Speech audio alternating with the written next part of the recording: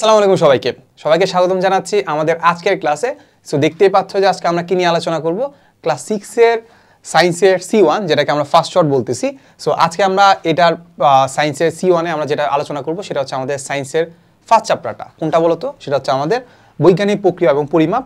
So সাথে থাকছে আমি মাহবুবুর রহমান জিপ্রান। সো তোমরা যেহেতু স্কুল লেভেলে আসো আমি স্কুলটাও বলে দেই। আমার স্কুল ছিল কুমিল্লা জিলা স্কুল, এরপরে আমার কলেজ ছিল নরডেম কলেজ, আর এখন বর্তমানে পড়াশোনা করছি বাংলাদেশ প্রকৌশল বিশ্ববিদ্যালয় বুয়েটে। সো তোমরা যেহেতু আমার ক্লাস প্রথম করতেছো তাই আমি বলে রাখি যে আসলে আমার ক্লাস করার নিয়মটা কেমন। সো নর্মালি আমি যেটা করি সেটা হচ্ছে আমি ক্লাসের পরে ক্লাসেই পড়াই দিই, সব কিছু আমি সুন্দর করে দেখাই দিই। সো তোমাদের কাজ হচ্ছে আমার ক্লাসটা সুন্দর করে দেখা, প্লাস সামনে একটু খাতা কলম রাখা, খাতা কলম রেখে আমি যা যা বলবো তা লিখে ফেলা, দরকার হলে লাল কালি নীল কালি দিয়ে সুন্দর একটা নোট করা। এই হচ্ছে তোমাদের কাজ, ঠিক আছে? সো আর কথা না বলে আমরা ক্লাসটা শুরু করে দিই। সো দেখতেই পাচ্ছ আসলে আমরা কি আলোচনা করবো। সবার আগে আমরা ক্লাসের যে কনসেপ্ট যেটা আছে, ক্লাসে আমরা কীভাবে ফ্লোটা আগাবো সেটা আমরা একটু যদি আলোচনা করি, তাহলে ক্লাস আউটলাইনে আমরা দেখতে পাবো যে সবার ফার্স্টে আমরা কনসেপ্ট ক্লিয়ার করবো। কনসেপ্ট একদম ঠাড়া মুখস্থ না করে কনসেপ্টকে একদম বোঝার চেষ্টা করবো যে আসলে কী কী বোঝাচ্ছে এটা। এরপর আমরা এক্সারসাইজ সলভ করবো, ঠিক আছে? এই রিলেটেড যত ধরনের এক্সারসাইজ আছে সবগুলো আমরা সলভ করার চেষ্টা করবো। আচ্ছা আগাই। তাহলে দেখো সবার আগে আমরা যেটা জানি যে আসলে আমরা এই চ্যাপ্টার থেকে কী কী শিখবো এটা তো একটু বোঝা দরকার। সো এইটা আসলে প্রথম দিকে দেখলে বুঝতে পারবো না খুব একটা, প্রথম থেকে জাস্ট আমি একটু ধারণা নাও যে এই জিনিসগুলো আমরা জানবো, ঠিক আছে? এই জিনিস যেগুলো জানবো, পরে যখন জিনিসগুলো জানবা তখন আসলে এগুলো মিলাইতে পারবা, রিলেট করতে পারবা যে এই জিনিসগুলো আগেই বলা হয়েছে যে আমি জানবো। আচ্ছা, তো দেখো আমরা যেটা সবার আগে জানবো সেটা হচ্ছে আমাদের বৈজ্ঞানিক প্রক্রিয়া এবং পরীক্ষণ ব্যাখ্যা করতে পারবে। সো বৈজ্ঞানিক প্রক্রিয়া পরীক্ষণ কি সব কিছু আলোচনা করবো, প্যারা নেই। তো বৈজ্ঞানিক প্রক্রিয়ার ধাপসমূহ ব্যাখ্যা করতে পারবে, পরিমাপের প্রয়োজনীয়তা, এককের গুরুত্ব, তারপর হচ্ছে দৈর্ঘ্য, ভর, সময় পরিমাপ করতে পারবে, বিভিন্ন আকারে কঠিন বস্তুর আয়তন পরিমাপ করতে পারবে, যেখানে একটা নতুন একটা জিনিস আসছে সেটা হচ্ছে আমাদের আয়তন। এরপর আসলে আমাদের তরল পদার্থের আয়তন পরিমাপ করতে পারবে, তাপমাত্রা পরিমাপ করতে পারবে। সো এই জিনিসগুলো আসলে আমরা জানবো, ঠিক আছে? তো সবার আগে আমরা যে টপিকটা নিয়ে আলোচনা করবো সেটা হচ্ছে আমাদের পার্ট 1-2, যেটা আসলে আমাদের বিজ্ঞান কি, নর্মালি আমরা বলি এটা সায়েন্স কি, ঠিক আছে? ওকে, তো সবার আগে আমরা চেষ্টা করবো যে আসলে আমরা বইয়ের সাথে রিলেট করা, ঠিক আছে? সবার আগে আমরা একটু বইয়ের জিনিসপাতি একটু পড়বো, পরে জিনিসটা একটু ব্যাখ্যা করার চেষ্টা করবো, ঠিক আছে? যাতে করে তুমি যখন বইটা পড়তে যাবা তখন এমন যাতে মনে না হয় যে ভাইয়া কি পড়াইলো আর বইতে কি লেখা আছে। আচ্ছা, তো দেখো আমরা যদি একটু দেখি যে আমাদের বিজ্ঞান শব্দটার অর্থ কি দেওয়া আছে, বিশেষ জ্ঞান। বিজ্ঞান শব্দটা কি দেওয়া আছে? বিশেষ জ্ঞান। এখন বিশেষ জ্ঞান বলতে বোঝাচ্ছে ধরো আমাদের প্রকৃতিতে আমরা সামনে কত কিছু দেখতে পাই, প্রকৃতিতে কত কিছু ঘটতে দেখতে পাই, যেমন যে একটা মশা উঠতেছে, কিংবা হচ্ছে আমি কথা বলতেছি, আমি কথা বলা মানে কি বলতো, আমি আসলে গলার মধ্যে একটা শব্দ উৎপন্ন করতেছি। কিংবা তুমি যদি রাস্তাঘাটে দেখো তাহলে হচ্ছে দেখা যাচ্ছে যে গাড়ি চলতেছে, গাড়ি চলাটা কি, তারপর হচ্ছে গাড়ি দেখবা যে একটা থামার ক্ষেত্রে দেখবে একটা আওয়াজ করে, কিংবা থামার ক্ষেত্রে দেখা যাচ্ছে যে রাস্তার মধ্যে একটা দাগ তৈরি করে, কিংবা হচ্ছে আমাদের প্রকৃতিতে কত ঘটনা ঘটে বলতো, সব কিছু আসলে একটা জ্ঞানের আন্ডারে পড়ে, সেটাকে আমরা বলি সায়েন্স।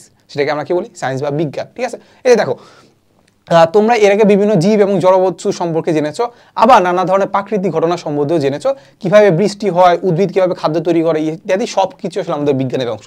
আলটিমেটলি আমরা বলতে পারি যে আমাদের দুনিয়াতে যা কিছু আছে সব কিছু যে জানার যে অংশটা সেটাকে আমরা বলি সায়েন্স বা বিজ্ঞান, ঠিক আছে? এই হচ্ছে কথা। এরপরে আমরা যেটা দেখার চেষ্টা করবো যে আসলে আমাদের বৈজ্ঞানিক যে প্রক্রিয়াটা আছে ওইটাকে আমরা কিভাবে ভাগ করতে পারি। সো এই জিনিসটা খুবই ইম্পর্টেন্ট কিসের জন্য? আমাদের পরীক্ষার জন্য। পরীক্ষায় এই কোশ্চেনটা আসতেই পারে, আসার সম্ভাবনা অনেক বেশি। সেটা আমি তোমাকে একটু শর্টকাট বা একটা ট্রিক্স বলে দিই। সেটা হচ্ছে পরীক্ষার হলে দেখবা যে ওই সব কোশ্চেনই আসে যেখানে আসলে অনেক পয়েন্ট থাকে, ঠিক আছে? স্যার এই জিনিসটা খুব পছন্দ করে যে ধরো তুমি একটা কোশ্চেন তোমাকে দিল, তুমি কি করলা, বড় 2 পেজের একটা কোশ্চেন আনসার লিখে দিলা। স্যার কি বসে এগুলো দেখতে ইচ্ছা করবে?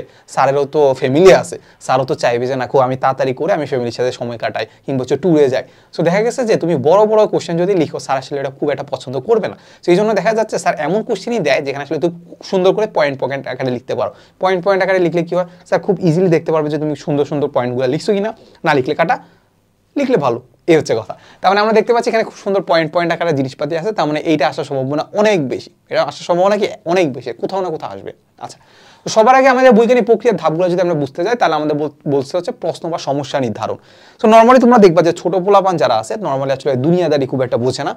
যেমন আমার যে চাচাতো ভাই আছে কিংবা ছোট খালাতো ভাই আছে, ওরা কি করে জানো, ওরা জিজ্ঞেস করে যে পাখি কেন ডাকে, তারপর হচ্ছে গরু কেন ঘাস খায়, তারপর গরু এভাবে কেন বসে, গরু ওইভাবে কেন বসে না, বৃষ্টি পড়ে উপর থেকে পানি কেন পড়তেছে, পানি তো মাটিতে থাকার কথা।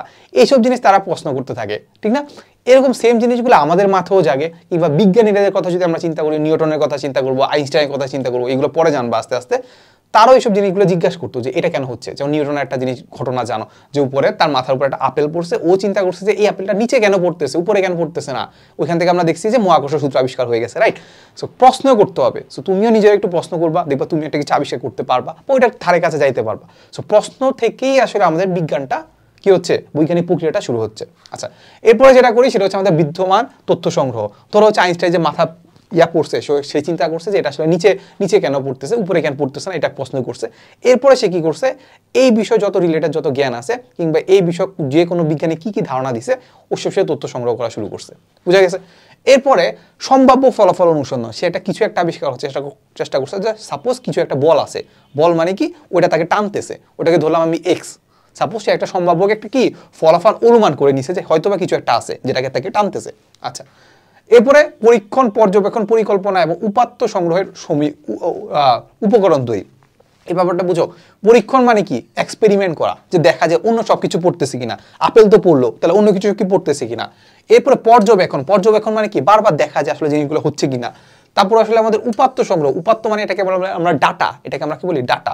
মানে সাপোজ আমি একটা আপেলকে ফেললাম, ফেলার পরে দেখলাম যে 10 সেকেন্ড পরে পড়তেছে, আপেল বাদ দিলাম, এবার হচ্ছে একটা বোতল নিলাম, বোতলকে নিয়ে দেখতেছি মা দেখা যাচ্ছে যে 10 সেকেন্ড, তো এটা হচ্ছে ধরো 12 সেকেন্ডে পড়তেছে। কিংবা একটা লোহার একটা বলকে নিলাম, দেখলাম যে 2 সেকেন্ডে পড়ে যাচ্ছে। এই সময় আমি একটু ডাটা নেওয়ার চেষ্টা করলাম আর কি, ঠিক আছে? আসলে দেখার চেষ্টা করলাম যে আসলে জিনিসটা কেন হচ্ছে। এই তো সংগ্রহের উপকরণ তৈরি করা। এরপর আসলে আবার সেই উপকরণ তৈরি করছি, এরপর আমি পর্যবেক্ষণ আর উপাত্ত গ্রহণ করছি। প্রথমে উপকরণ তৈরি করছি, এরপরে কি করছি, জিনিসগুলো আমি পর্যবেক্ষণ করছি। এরপরে কি করছি বলতো, প্রাপ্ত উপাত্ত যেটা আছে সেটাকে আমি বিশ্লেষণ করছি, ডাটা নিছি, ডাটা নিয়ে এবার আমি বাসায় গেলাম, বাসায় গিয়ে কি করলাম, একটা টেবিলের সামনে বসলাম, বসে আমি দেখার চেষ্টা করছি যে আসলে কিসের কারণে এটা হচ্ছে, ঠিক আছে? এরপরে আমি করছি সম্ভাব্য ফলাফল গ্রহণ বা বর্জন। আগে যেটা অনুমান করছিলাম, ধরো সাপোজ আমি চিন্তা করছিলাম যে এই যে টানটা দিচ্ছে সেটা হয়তোবা তার ভরের কারণে হচ্ছে। ভর মানে কি, ভর তো বুঝো, যেটা আমরা একটু পরে জানবো। যেমন তুমি চিন্তা করো না যে তোমাকে বলি না যে তুমি 40 কেজি, তুমি 20 কেজি, ওইটাকে আমরা বলি ভর বলি, ঠিক আছে? ওজন না, এটা আসলে ভর, ঠিক আছে? পরে জানবা ভর আর ওজন জিনিসটা কি। সো এটাকে আমরা বলি কি, ভর বা ম্যাস, ঠিক আছে? MASS, ভর, ভর বা কি ম্যাস। আচ্ছা, সো ওইটা যে আমি ও একটা অনুমান করে নিছিল যে আসলে আমাদের ভরের কারণে আসলে আমাদের কি করে, পৃথিবী তাকে আকর্ষণ করতেছে। তাহলে ওইটা যে অনুমান করলো, এখন আমি এই যে তথ্য উপাত্তের মাধ্যমে পর্যবেক্ষণ করলাম কিংবা এক্সপেরিমেন্ট করলাম, এক্সপেরিমেন্ট করে আমি দেখার চেষ্টা করলাম যে ওই যে অনুমানটা ঠিক আছে কি নাকি নাই। ঠিক যদি থাকে তাহলে গ্রহণ করব, যদি ঠিক না থাকে তাহলে বর্জন করব।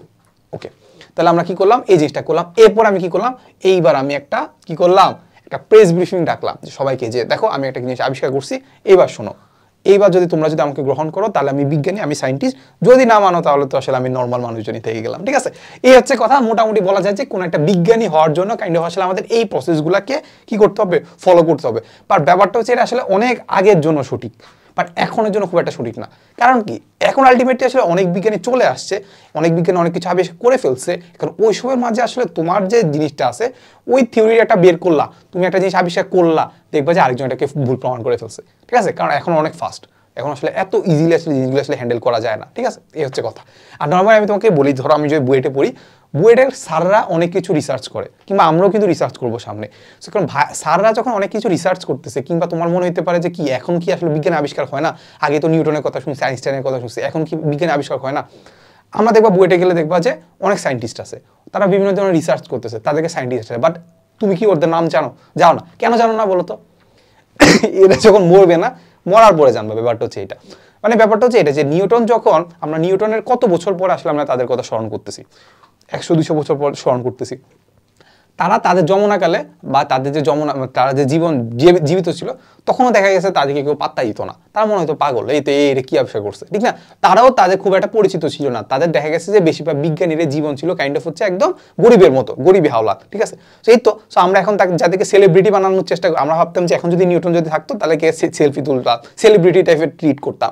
বাট ব্যাপারটা একদমই এমন না। মানে হচ্ছে কাইন্ড অফ হচ্ছে ব্যাপারটা এমন যে আমরা মানুষের অবদানগুলোকে অনেক বছর পরে চিন্তা করতে পারি, অনেক বছর পরে উপলব্ধি করতে পারে, এই হচ্ছে কথা। সো এখনো সায়েন্টিস্ট আসছে, এখনো মানুষজন আসলে বিভিন্ন জিনিস আবিষ্কার করে যাচ্ছে। এই জিনিসগুলো হয়তো বা পরে কয়েক বছর বা কয়েকশো সাল বছর পরে আমরা আসলে জিনিসগুলোকে আসলে কি করতে পারবো, উপলব্ধি করতে পারবো, তাদের নাম আসলে আমরা ফেসবুকে দেখতে পারবো, এই হচ্ছে কথা আর কি, ঠিক আছে। সো আমরা একটু আগাই, আমরা একটু গল্প টল্প করবো মাঝখানে। তো এবার আমরা দেখবো পরীক্ষণ। পরীক্ষণের ইংরাজি কি বলতো? এই পরীক্ষণের ইংরাজি হচ্ছে এক্সপেরিমেন্ট। সো এই এক্সপেরিমেন্ট ওয়ার্ডটা সাধারণত শুনে থাকবা। এক্সপেরিমেন্ট, এক্সপেরিমেন্ট মানে কি? আমি বিভিন্ন জিনিস পরীক্ষা করলাম যে আসলে জিনিসটা আসলে হচ্ছে কিনা, বা জিনিসটা আসলে কিভাবে হচ্ছে, এই জিনিসটার জন্য আমি কি করলাম? এক্সপেরিমেন্ট করলাম। দেখো, সাপোজ আমাদেরকে বলে দেওয়া আছে যে আমাদের পরীক্ষণ হলো বিজ্ঞানের হচ্ছে নতুন জ্ঞান পাওয়ার একটি গুরুত্বপূর্ণ পদ্ধতি। সো আমি নর্মালি একটা অনুমান করলাম যে জিনিসটা আসলে আমাদের ভরের কারণে হইতে পারে। এরপরে আমি বিভিন্ন জিনিস নিয়ে, বিভিন্ন ধরনের পদার্থ নিয়ে আসলে এটা পরিমাপ করার দেখার চেষ্টা করলাম যে সব কিছু আসলে নিচে পড়তেছি কিনা। ধরো আমি দেখতে পেলাম যে পাখি যে পালক আছে না, পালকটাকে ফালাই দেখলাম এটা নিচে পড়তেছে ঠিকই, বাট দুলতে দুলতে পড়তেছে। আর লোহার একটা বলের কথা যদি চিন্তা করি, এখান থেকে ফেলে দিলে পড়ে যাচ্ছে, খুব সুন্দর করে পড়ে যাচ্ছে, খুব দ্রুত পড়ে যাচ্ছে। তো এইসব জিনিসগুলো নিয়ে আমি পরীক্ষা করলাম, ডাটা নিলাম, ডাটা নিলে আমি একটা নতুন একটা জ্ঞান পাইলাম যে না, হয়তো এটা ভরের কারণে হয়, ঠিক আছে, বাট অন্য কিছু থাকতে পারে, অন্য কিছু রিলেটেড থাকতে পারে, ঠিক আছে, এই হচ্ছে কথা। তার মানে আমাদের পরীক্ষণ হলো আসলে বিজ্ঞানের নতুন জ্ঞান পাওয়ার একটি গুরুত্বপূর্ণ পদ্ধতি। এখন পরীক্ষণের যে ধাপসমূহ আছে, এইগুলা ভাই মোস্ট ইম্পর্টেন্ট। এগুলা কি মোস্ট ইম্পর্টেন্ট? সেগুলো একটু দাগায় রাখো, এগুলো কি মোস্ট ইম্পর্টেন্ট। আচ্ছা, তো সবার আগে যেটা করতে হয় সেটা হচ্ছে আমাদের সমস্যা নির্ধারণ করতে হয়। আসলে সমস্যাটা কি হচ্ছে, সমস্যাটা কি হচ্ছে সেটা আমরা দেখার চেষ্টা করবো, ঠিক আছে। তো সাপোজ ধর এটা একটা সমস্যা হইতে পারে যে আসলে আমার মাথার উপর পড়তেছে, আমি ব্যথা পাচ্ছি, এটা একটা সমস্যা হইতে পারে। বাট ব্যাপারটা আসলে এইটা না যে আসলে মানে এইখানের ক্ষেত্রে আরো একটা ভালো একটা এক্সাম্পল দেওয়া যেতে পারে যে আসলে আমরা কোনো জিনিস আবিষ্কার করি কেন, কোনো জিনিস কি আবিষ্কার করি কেন? আমরা কোনো একটা জিনিসকে আবিষ্কার করি আমাদের জীবনের যে কাজকর্ম আছে ওগুলোকে সহজ করার জন্য, জীবনের যে কাজকর্ম আছে বা জীবনটাকে আরো সহজ করার জন্য, কিংবা কোনো একটা সমস্যা সমাধানের করার জন্য, কোনো একটা কি সমস্যা সমাধান করার জন্য।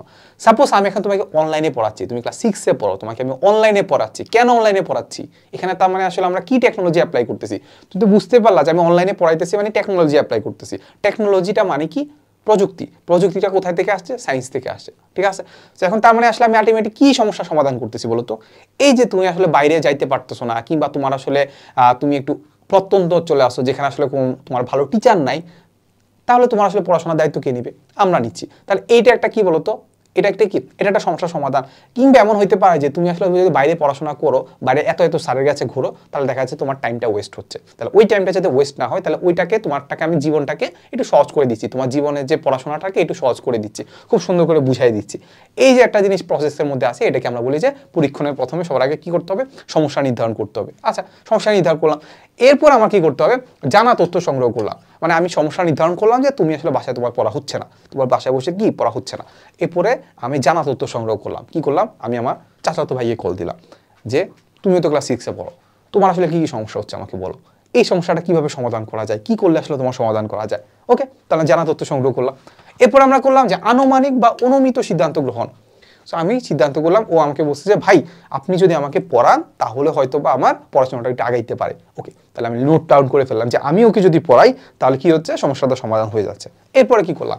এরপর আমাদের পরীক্ষণের পরিকল্পনা। ওকে, পরীক্ষণের পরিকল্পনা কি বলতো? এবার আমি চিন্তা করলাম যে আমি ওকে পড়ানোর চেষ্টা করব। এখন পড়ানোর জন্য কি কি লাগবে?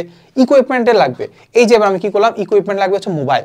আমি কি করলাম? পরীক্ষণ করলাম। পরীক্ষণ মানে হচ্ছে কি, আমি সামনে ক্যামেরাটা রেখে ওকে আমি পড়াচ্ছি, এই যে ক্যামেরাটা রেখে আমি ওকে পড়াচ্ছি। ওকে, পরীক্ষণ। এরপর আমি উপাত্ত বিশ্লেষণ করলাম, আমি সিদ্ধান্ত গ্রহণ করলাম। ওকে বললাম যে তোকে তো আমি এটা পড়াইলাম, তোকে একটা পরীক্ষা নেই যে তুই আসলে পারবি কি না। ও বলতেছে পারবো। ও বলতেছে কি পারবো। তাহলে পারবো বলার পর আমি ওকে পরীক্ষা নিলাম, দেখলাম যে 10-এর মধ্যে 6-7 পাইছে, যেখানে নর্মালি 10-এর মধ্যে 2-3 পায়। তার মানে তার জিনিসটা হয়েছে। তো তাহলে এখন এরপর আমরা বলবো যে সবার ফল প্রকাশ করব যে ভাই, যে কোনো ভাইয়ের কাছে আমি বলবো যে ধরো এই যে স্কুল সেগমেন্টের যে হেড, ওনার কাছে যাই বলবো যে দেখেন ভাই, আমি আমার চাচাতো ভাইয়ের উপরে অ্যাপ্লাই করছি, করার পর আমি ফল পাইছি যে সে জিনিসটা আসলে ভালো করে বুঝছে। এইবার আমি জিনিসটাকে স্কুল সেগমেন্টটাকে আরো বড় করতে চাই, আমি সবাইকে পড়াইতে চাই। ঠিক আছে, এই হচ্ছে কথা। সো কাইন্ড অফ হচ্ছে আমি একটা বললাম যে এটা পরীক্ষণটাকে আসলে আমাদের যে আমরা যেটা করতেছি ওটার মধ্যে আসলে প্রকাশ করার চেষ্টা করলাম আর কি। এই তো, তাহলে এবার আমরা যেটা দেখবো সেটা হচ্ছে আমাদের পার্ট 4 থেকে 5, যেটা আসলে আমাদের পরিমাপের প্রয়োজন। তা পরিমাপ তো মানে বোঝো কোনো কিছু জিনিস মাপা, মেজারমেন্ট করা। কি করা? মেজারমেন্ট করা। এখন পরিমাপের প্রয়োজনীয়তা কেমন বলো? পরিমাপের প্রয়োজনীয়তা কেমন সেটা একটু বাংলা পড়লে বুঝতে পারবা। সো নর্মালি তুমি যদি চিন্তা করো যে আসলে আমরা যখন কাপড় বানাই নর্মালি ধরো রেডিমেড পাওয়া যায়, ঠিক আছে, বাট যখন কাপড় বানাইতে যাই, ধরো একটা পাঞ্জাবি বানাইতে যাবো, কিংবা একটা আসলে ধরো ব্লেজার বানাইতে যাবো, কিংবা বলা যায় যে তুমি স্কুলে ইউনিফর্ম বানাইতে যাও, তোমার একটা কি লাগে, একটা মাপ লাগে। তোমার হাতের এই দিক থেকে মাপ নেয়, তারপর বুকের চেস্টের মাপ নেয়, তারপর হচ্ছে গলার মাপ নেয় যাতে কলারটা ঠিক করে দিতে পারে, এরপর পায়ের মাপ নেয়, কোমরের মাপ নেয় যাতে তোমার জিনিসটা হচ্ছে ঠিকভাবে থাকে। এখন তুমি যদি পরিমাপ যদি না করাই দাও, তুমি যদি নিজেই না যাও, এখানে দোকানের উপস্থিত না থাকে, তোমার আম্মু যাই বললো তোর আশা লাগবে না, আমি তোরটা ইউনিফর্ম বানাই ফেলবো না, কেমন হয় বলো তো? দেখা যাবে হচ্ছে এরকম ডলার দালা হাতটা চলে গেছে এই জায়গায়, তারপর পা ধরো হচ্ছে হাফ প্যান্টের মতো হয়ে গেছে, তাহলে কেমন হবে? হবে না। তার মানে পরিমাপের একটা গুরুত্ব আছে, তোমাকে একটা জিনিসকে মাপতে হবে। সিম্পল কথা, সেম কথা, তুমি যদি খাবার বানাইতে যাও, তোমার আম্মু যদি খাবার বানাইতে যায়, তাহলে অবশ্যই পরিমাপ করা লাগে যে আসলে এখানে বাসায় কয়জন আছে। বাসায় যদি 4 জন থাকে তাদের জন্য একরকম খাবার রান্না করে, বাসায় যদি মেহমান থাকে তাদের জন্য আসলে দেখা যাচ্ছে পরিমাণটা আরো বাড়াইতে হয়। কতটুকু বাড়াইতে হয় এটা তোমার আম্মু রান্না করতে করতে এক্সপিরিয়েন্সের মাধ্যমে সে বুঝে গেছে, অভিজ্ঞতার মাধ্যমে বুঝে গেছে। বাট নর্মালি আসলে যদি ধরো আমরা যদি রেস্টুরেন্টের কথা বলি, রেস্টুরেন্টে দেখা যাচ্ছে তারা একটা নির্দিষ্ট একটা পরিমাণ করে যে আমি 4 কেজি রান্না করব, 4 কেজি মাংস রান্না করব, 5 কেজি মাংস রান্না করব। এই যে 4 কেজি 5 কেজি বলতেছি, এটাকে আমরা বলি পরিমাপ। এটাকে আমরা কি বলি? পরিমাপ বা মেজারমেন্ট। এটাকে আমরা কি বলি? পরিমাপ বা মেজারমেন্ট। এই হচ্ছে কথা।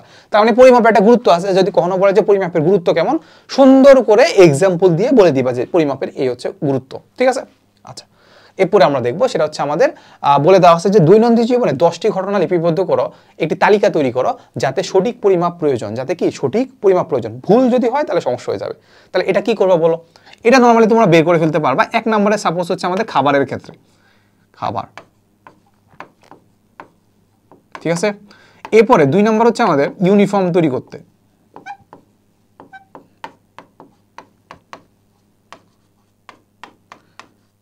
ইউনিফর্ম তৈরিতে, ওকে। সো এইরকম আসলে কয়টা লিখবা বলো তো? 10টা লিখে কি করবা? আমাদের একটা গ্রুপ আছে, আমাদের ক্লাস 6 এর একটা গ্রুপ আছে না, হালকেস্টাইনের, ওইখানে গ্রুপে যাবা, গ্রুপে যা নিজের 10টা লিখে পোস্ট করে দিবা, ঠিক আছে? সো পোস্ট করতে খুব একটা লজ্জা পাবা না। কেন লজ্জা পাবা না? তোমার হয়তো বা কোনো একটা জিনিস ভুল হইতে পারে, মানুষজন হাসতে পারে, কিচ্ছু যায় আসে না ভাই, কিচ্ছু যায় আসে না। তুমি শিখতে আসছো, তুমি কি করতে আসছো? শিখতে আসছো, মানুষজন হাসবে, হাসলে হাসুক, তুমি সঠিকটা লিখবা, ভুলটা লিখবা, সেটা তোমার ব্যাপার। তুমি প্রথমে সঠিকটা লিখবা, দেখবা যে ভুল আছে কিনা, ভুল যদি যায় দরকার আবার পোস্ট করবা, বুঝা গেছে? ওই হাসির মাধ্যমে একটু শিখো, এই হচ্ছে কথা। তাহলে তোমরা এখন ছোট আসলে জিনিসপাতিগুলো বুঝতে একটু টাইম লাগবে আর কি। সো দেখো পরিমাপের একক ব্যাপারটা কি? একক জিনিসটা কি? একক মানে হচ্ছে সাপোজ আমরা চলে গেছি, আমরা টাইম মেশিনে করে চলে গেছি প্রাচীনকালে, তোমার কাছে কোনো স্কেল নাই, তোমার কাছে কি কোনো স্কেল নাই, তোমাকে কোনো একটা জিনিস মাপতে বললো। মানে সাপোজ আমি একটা প্রবলেম ফেস করতেছি যে তোমার আম্মুকে বলতে হবে যে একটা গাছ কত বড়, তোমার আম্মুকে বলতে হবে কি একটা গাছ কত বড়, দরকার পড়তেছে যে ওই গাছটা কত বড়, তাহলে এটা আমাকে বলো। তো তুমি বুঝতে পারলা না যে আসলে আমি গাছটা তো দেখে আসছি যে গাছটা মোটামুটি বড়ই আছে। তোমার আম্মুকে যা বললা যে আম্মু গাছটা বড়ই আছে, আম্মু বলো কত বড়। এখন তুমি তো উত্তর দিতে পারতেছো না যে কত বড়, এখন গেলা যে দেখলা যে এত বড়। এখন তুমি এই এত বড়টা আম্মুকে কিভাবে বুঝাবা বলো? কিভাবে বুঝাবা? তুমি একটা কাজ করছো যে না, চিন্তা করছো যে এরকম একটা লাঠি নিছো, এরকম আরো বড়, আরো ধরো সাপোজ এই লাঠিটা নিলাম, এই লাঠিটা নিয়ে গাছের নিচ থেকে এরকম দিলা 1 লাঠি, 2 লাঠি, 3 লাঠি, 4 লাঠি নিলা, বুঝছো? 4 লাঠি নিলা, মোটামুটি বলা যায় যে আসলে এখানে 20 লাঠি হয়েছে, একটা গাছ 20 লাঠি হয়েছে, বুঝছো? মানে মাপতে হইলে আরো উপরে উঠা লাগছে, যাই হোক।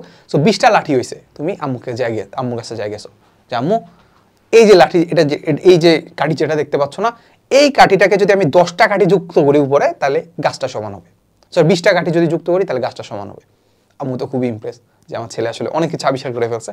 তো আবিষ্কারের ব্যাপারটা হচ্ছে এটা যে আমি এই যে একটা লাঠির কথা যেটা বলতেছি, এটাকে তখন আমি বলবো একক। এটাকে আমি কি করবো? একক। এইটার সাথে তুলনা করে আমি গাছের দৈর্ঘ্যটা মাপতেছি। তার মানে যখনই আমার কোনো কিছু পরিমাপ করতে হয়, আমার কিছুর সাথে তুলনা করতে হয়। কিছুর সাথে কি তুলনা করতে হয়?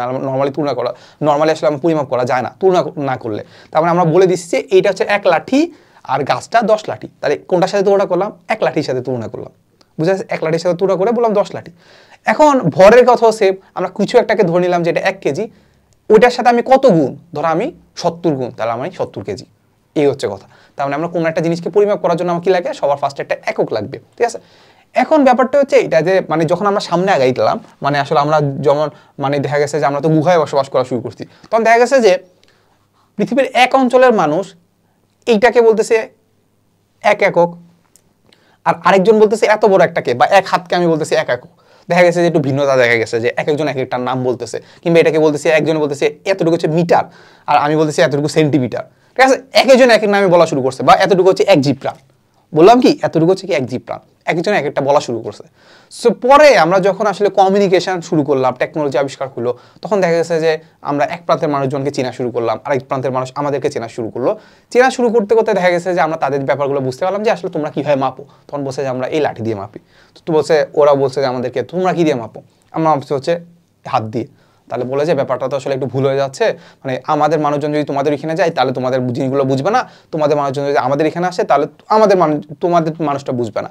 তাহলে একটা কাজ করা যায়, আমরা এটা সবাই মিলে আলোচনা করে একটা একক বের করি। সো ওই একটা একক যেটা আছে সেটাকে আমরা বলি 1960 সালে সেটা আবিষ্কার হয়, সেটা হচ্ছে আন্তর্জাতিক একক। সেটাকে আন্তর্জাতিক একক, সেটাকে আমরা বলি এসআই একক। এসআই একক, ঠিক আছে? এই তো। তাহলে এবার এখানে আমাদের যেটা কাজ আছে এটাকে সেম কাজ, স্ক্রিনশট নাও, স্ক্রিনশটে আসলে কি করা, গ্রুপে পোস্ট করবা, ঠিক আছে?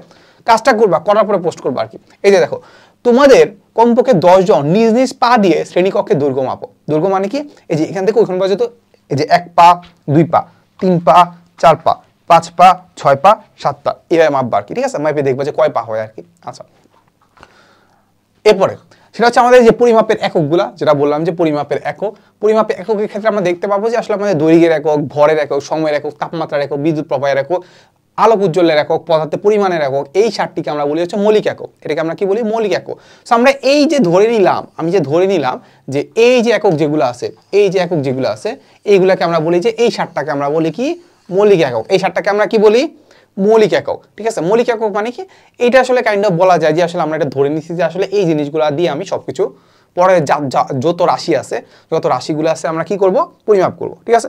সাপোজ সময়ের কথা বলি, আমরা ঘড়ির কথা চিন্তা করি যে এত সেকেন্ড গেছে, ঠিক আছে? ওইটা একটা রাশি। আমাদের ভরের কথা মাপি যে আমি 60 কেজি 70 কেজি 50 কেজি, ওইটা একটা রাশি। আমরা দৈর্ঘ্য মাপি, টেবিলে এক প্রান্ত থেকে আরেক প্রান্ত মাপি, তাহলে ওইটা একটা রাশি। তার মানে এই রাশিগুলো আসলে 2 প্রকার হইতে পারে, একটা হচ্ছে মৌলিক রাশি, আর একটা হচ্ছে কি বলতো যৌগিক রাশি। কয় প্রকার হইতে পারে, 2 প্রকার, একটা মৌলিক রাশি, একটা কি যৌগিক রাশি। মৌলিক রাশি কোনগুলা, এই 7টা হচ্ছে মৌলিক রাশি, সিম্পল কথা। যৌগিক রাশি কোনগুলা, যেসব রাশি আসলে মৌলিক রাশি থেকে আমি পাই, ঠিক আছে? 7টার বাইরে যা আছে সব কি যৌগিক রাশি, ঠিক আছে? এগুলো আমরা পরে আস্তে আস্তে জানবো, প্যারা নাই। সো দেখো, আমরা যে এককের আন্তর্জাতিক একক আমি বলছিলাম না, 1960 সালে আমরা ডিসাইড করলাম যে না, সবাই সব কিছু মাপতেছে, সবাই সব কিছু এক একজন এক একটা দিয়ে বলতেছে, বাট এবার আমরা কি করব, আমরা এক হব, ঠিক আছে? এখন এই যে আমরা এক হব বলবো, এক হওয়ার আগে আসলে কারা কি কি মাপতো, কোন কোন পদ্ধতি আবিষ্কার হয়েছে, সেটা যদি আমরা একটু দেখার চেষ্টা করি। একটাকে আমরা বলবো এমকেএস, এমকেএস পদ্ধতি। এমকেএস পদ্ধতিতে আমাদের ভরের একক, সরি এমকেএস মানে কি, হ্যাঁ এই যে মিটার, সরি আমাদের যে দৈর্ঘ্য যেটা আছে, দৈর্ঘ্য যে আমি মাপি, ওই দৈর্ঘ্যটাকে, এইটাকে আমরা বলি হচ্ছে মিটার। এটাকে আমরা কি বলি, এম দিয়ে বোঝাই মিটার,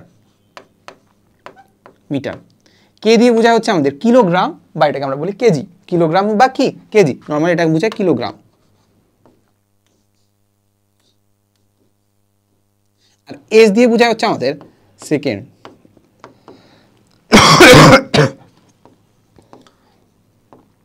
এস দিয়ে বোঝায় কি, সেকেন্ড। এই হচ্ছে কথা। এবার আরো পদ্ধতি যদি আমরা চিন্তা করি, তাহলে আমরা দেখতে পাচ্ছি এফপিএস। এফপিএস এর মধ্যে ভরের এককটাকে আমরা বুঝি, সরি দৈর্ঘ্যের এককটাকে আমরা বুঝি ফুট দিয়ে, নর্মালি ফুট বা ফিট বলি আমরা। সো এরপরে আবার পি দিয়ে বোঝা হচ্ছে পাউন্ড। পাউন্ড হচ্ছে আমাদের ভরের একক, ভরের একক এখানে কিলোগ্রাম, আর ওইখানে হচ্ছে পাউন্ড। এস দিয়ে বোঝা হচ্ছে সেকেন্ড। তার মানে সব জায়গায় দেখতে পাচ্ছ মোটামুটি আসলে সময় এককটা সেকেন্ডই আছে। তারপর সিজিএস একক আছে, সিজিএস একক। সিজিএস একক হচ্ছে আমাদের যে দৈর্ঘ্য যেটা আছে ওটাকে আমরা মিটার না বলে আমরা বলি সেন্টিমিটার। কেটা আছে, কেটাকে আমরা বলি হচ্ছে কিলোগ্রাম, সরি এটা তো কিলোগ্রাম। তাহলে এই যে সিজিএস থেকে এন হচ্ছে সেন্টিমিটার, জি দিয়ে হচ্ছে গ্রাম, এস দিয়ে হচ্ছে সেকেন্ড, ঠিক আছে? বুঝা গেছে? এরপরে আমরা যেটা করলাম বলো তো, আমরা কোন এককে চলে গেলাম, এসআই এককে। এসআই এককটা নর্মালি আসলে আমাদের বলা যায় যে এমকেএস এককের আরেকটা রূপ। এমকেএস একক যেটা আছে ওইটাকে আমরা মোটামুটি এস একক ধরে নিই, ঠিক আছে? যদি একটু পার্থক্য আছে যেটা আসলে একটু গুগল করলে পেয়ে যাবো আর কি। আচ্ছা, সো এবার আমরা দেখবো যে দৈর্ঘ্যের একক। দৈর্ঘ্যের একক বললাম যে আন্তর্জাতিক একক হচ্ছে আমাদের কি বলতো, আন্তর্জাতিক একক কি, আন্তর্জাতিক একক হচ্ছে আমাদের মিটার। সো পড়াইতে পড়াইতে একটু গরম লেগে গেছে, সো আমরা একটু এসিটা একটু কমাই দিই, টেম্পারেচারটা একটু কমাই দিই, 24 আছে 23 করে দেয়, ওকে। আচ্ছা, যেটা বললাম যে আমাদের আন্তর্জাতিক একক কি বলতো, মিটার। বিভিন্ন দেশের বিজ্ঞানীরা 1875 সালে একত্রে বসে দৈর্ঘ্যের একক মিটারের পরিমাণ নির্ধারণ করে তারা প্লাটিনাম, এটা কিন্তু অবজেক্টিভের জন্য খুবই ইম্পর্টেন্ট, তারা কিসের মাধ্যমে বলতো, তারা প্লাটিনাম ইউরেনিয়ামের নামক এক ধরনের মিশ্রিত ধাতুর তৈরি একটি দ্বন্দ্বের দুই প্রান্তের দাগ কেটে দেন 0°C তাপমাত্রায়।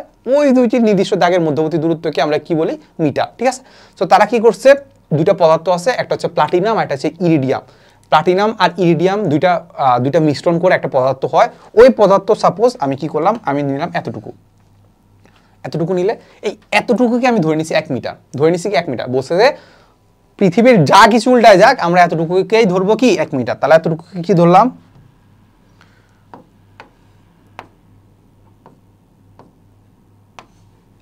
এতটুকুকে কি ধরলাম 1 মিটার, এই যে এতটুকু ধরলাম কি 1 মিটার, বুঝা গেছে? সো এইটার সাথে আমি তুলনা করে দেখবো যে বাকি জিনিসগুলো আসলে কত মিটার আর কি, এই হচ্ছে কথা। তাহলে 1 মিটার বুঝলাম, সবকিছু বুঝলাম, যে মধ্যকার দূরত্বকে আমরা বলি 1 মিটার। এই তো এরপরে আমরা দেখতে পাবো যে আমাদের মাঝে মাঝে এমন হয় যে আমাদের 1 কিলোমিটারটাকে মিটারে কনভার্ট করতে হয়। সো এগুলো ক্লাস 5 এ মেবি জানার কথা, যে 1 কিলোমিটার ইজ ইকুয়াল টু আমাদের কত, 1000 মিটার। তারপর 1 মিটার ইজ ইকুয়াল টু কত, 100 সেন্টিমিটার। তারপর 1 সেন্টিমিটার ইজ ইকুয়াল টু কত, 10 মিলিমিটার। ওই যে মিলি সেন্টি ডেসিমিটার দেখা একটু কিলো আসছিল না, মিলি সেন্টি ডেসিমিটার দেখা একটু কিলো ছিল না ক্লাস 5 এ, ওই মিলি সেন্টি ডেসিমিটার দেখা একটু কিলো হচ্ছে আমাদের এই যে একটা আরেকটার সাথে কনভার্সন। ঠিক আছে, আচ্ছা এরপরে আমরা দেখবো যে ভরের একক। সো ভরের এককের ক্ষেত্রে আমরা যেটা দেখবো সেটা হচ্ছে আমাদের দেখতে পাই যে আমরা যেটা বললাম যে আমরা নর্মালি যেটা ওজন বলি ওটাকে আসলে বোঝা হচ্ছে ভর। তাহলে আমরা দেখতে পাচ্ছি যে আন্তর্জাতিক পদ্ধতিতে ভরের একক হচ্ছে আমাদের কিলোগ্রাম। কিলোগ্রাম হচ্ছে আমাদের এমকেএস পদ্ধতিও কিলোগ্রামে ছিল, তাই সংক্ষেপে আমরা কি বলি, কেজি। আচ্ছা তাহলে আমাদেরকে বলছে যে ফ্রান্সের সেব্রেসে অবস্থিত ওজন এবং পরিমাপ আন্তর্জাতিক সংস্থার অফিসে সংরক্ষিত একটি দণ্ডের ভরকে, যে কোনো একটা দণ্ড ছিল, ওই দণ্ডের ভরটাকে আমি ধরে নিয়েছি 1 কেজি। আচ্ছা দণ্ডের ভরকে একটি আদর্শ হিসেবে ধরে নেওয়া হয়। কম ভরের জন্য ব্যবহৃত একক হলো হচ্ছে আমাদের গ্রাম। সো কেজিতে মোটামুটি ধরা যায়, কিন্তু এর চেয়ে যদি কম হয় নর্মালি আসলে আমাদের বলা যায় যে সেটা আসলে কেজিতে কনভার্ট করলে সংখ্যাটা অনেক ছোট হয়ে যায়, এই জন্য আমরা এটাকে গ্রাম বলি আর কি। ঠিক আছে, ওগুলো আস্তে আস্তে জানবা। সো এখানে আমাদের একটা বড় একক দেওয়া আছে, যেমন হচ্ছে 1 মেট্রিক টন। 1 মেট্রিক টন মানে হচ্ছে 10 কুইন্টাল। সো এগুলো একটু এককগুলো একটু মুখস্থ করে নিবা, যে 1 কিলোগ্রাম ইজ ইকুয়াল টু মানে 1000 গ্রাম, আর 1 কুইন্টাল মানে হচ্ছে 100 কেজি, আর 1 গ্রাম ইজ ইকুয়াল টু আমরা দেখতে পাচ্ছি 100 মিলিগ্রাম। ঠিক আছে, মিলি সেন্টি ডেসিমিটার দেখা একটু কিলো দিয়ে আমরা বের করতে পারবো। আর মেট্রিক টন আর কুইন্টালের ব্যাপারটা একটু বুঝো। ঠিক আছে, তাহলে আমরা এখান থেকে দেখতে পাচ্ছি যে 1 quintal is equal to 100 kilogram, আবার 1 metric tonne is equal to কি 10 কুইন্টাল। তার মানে আলটিমেটলি আমরা বলতে পারি কি 1 metric tonne is equal to কত কেজি, কত কেজি বলো তো? এখান থেকে আমরা কি করতে পারি, 1 মেট্রিক টন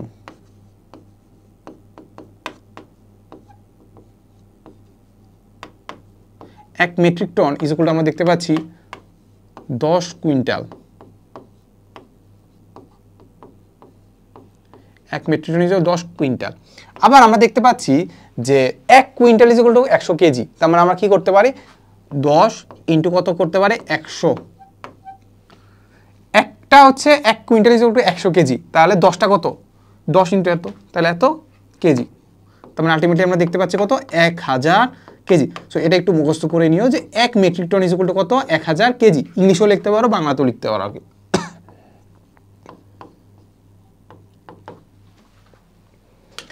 এরপরে দেখি, এরপর আমরা দেখবো যে সময়ের একক। মোটামুটি আমরা যেটা বললাম যে আমরা যত ধরনের পদ্ধতি চিন্তা করি না কেন, সময়ের একক হচ্ছে আমাদের কি, সেকেন্ড। সময়ের একক কি, সেকেন্ড। সময় একক সেকেন্ড যদি হয় তাহলে আমরা দেখতে পাচ্ছি যে পৃথিবী নিজ অক্ষের চারপাশে ঘুরে এসে একই অবস্থায় ফিরে আসলে তখন আমরা তাকে বলি হচ্ছে একদিন। তাকে আমরা কি বলি, একদিন। এই একদিনের 24 ভাগের 1 ভাগকে আমরা বলি 1 ঘন্টা। ওই 1 ঘন্টা 60 ভাগের 1 ভাগকে বলি 1 মিনিট।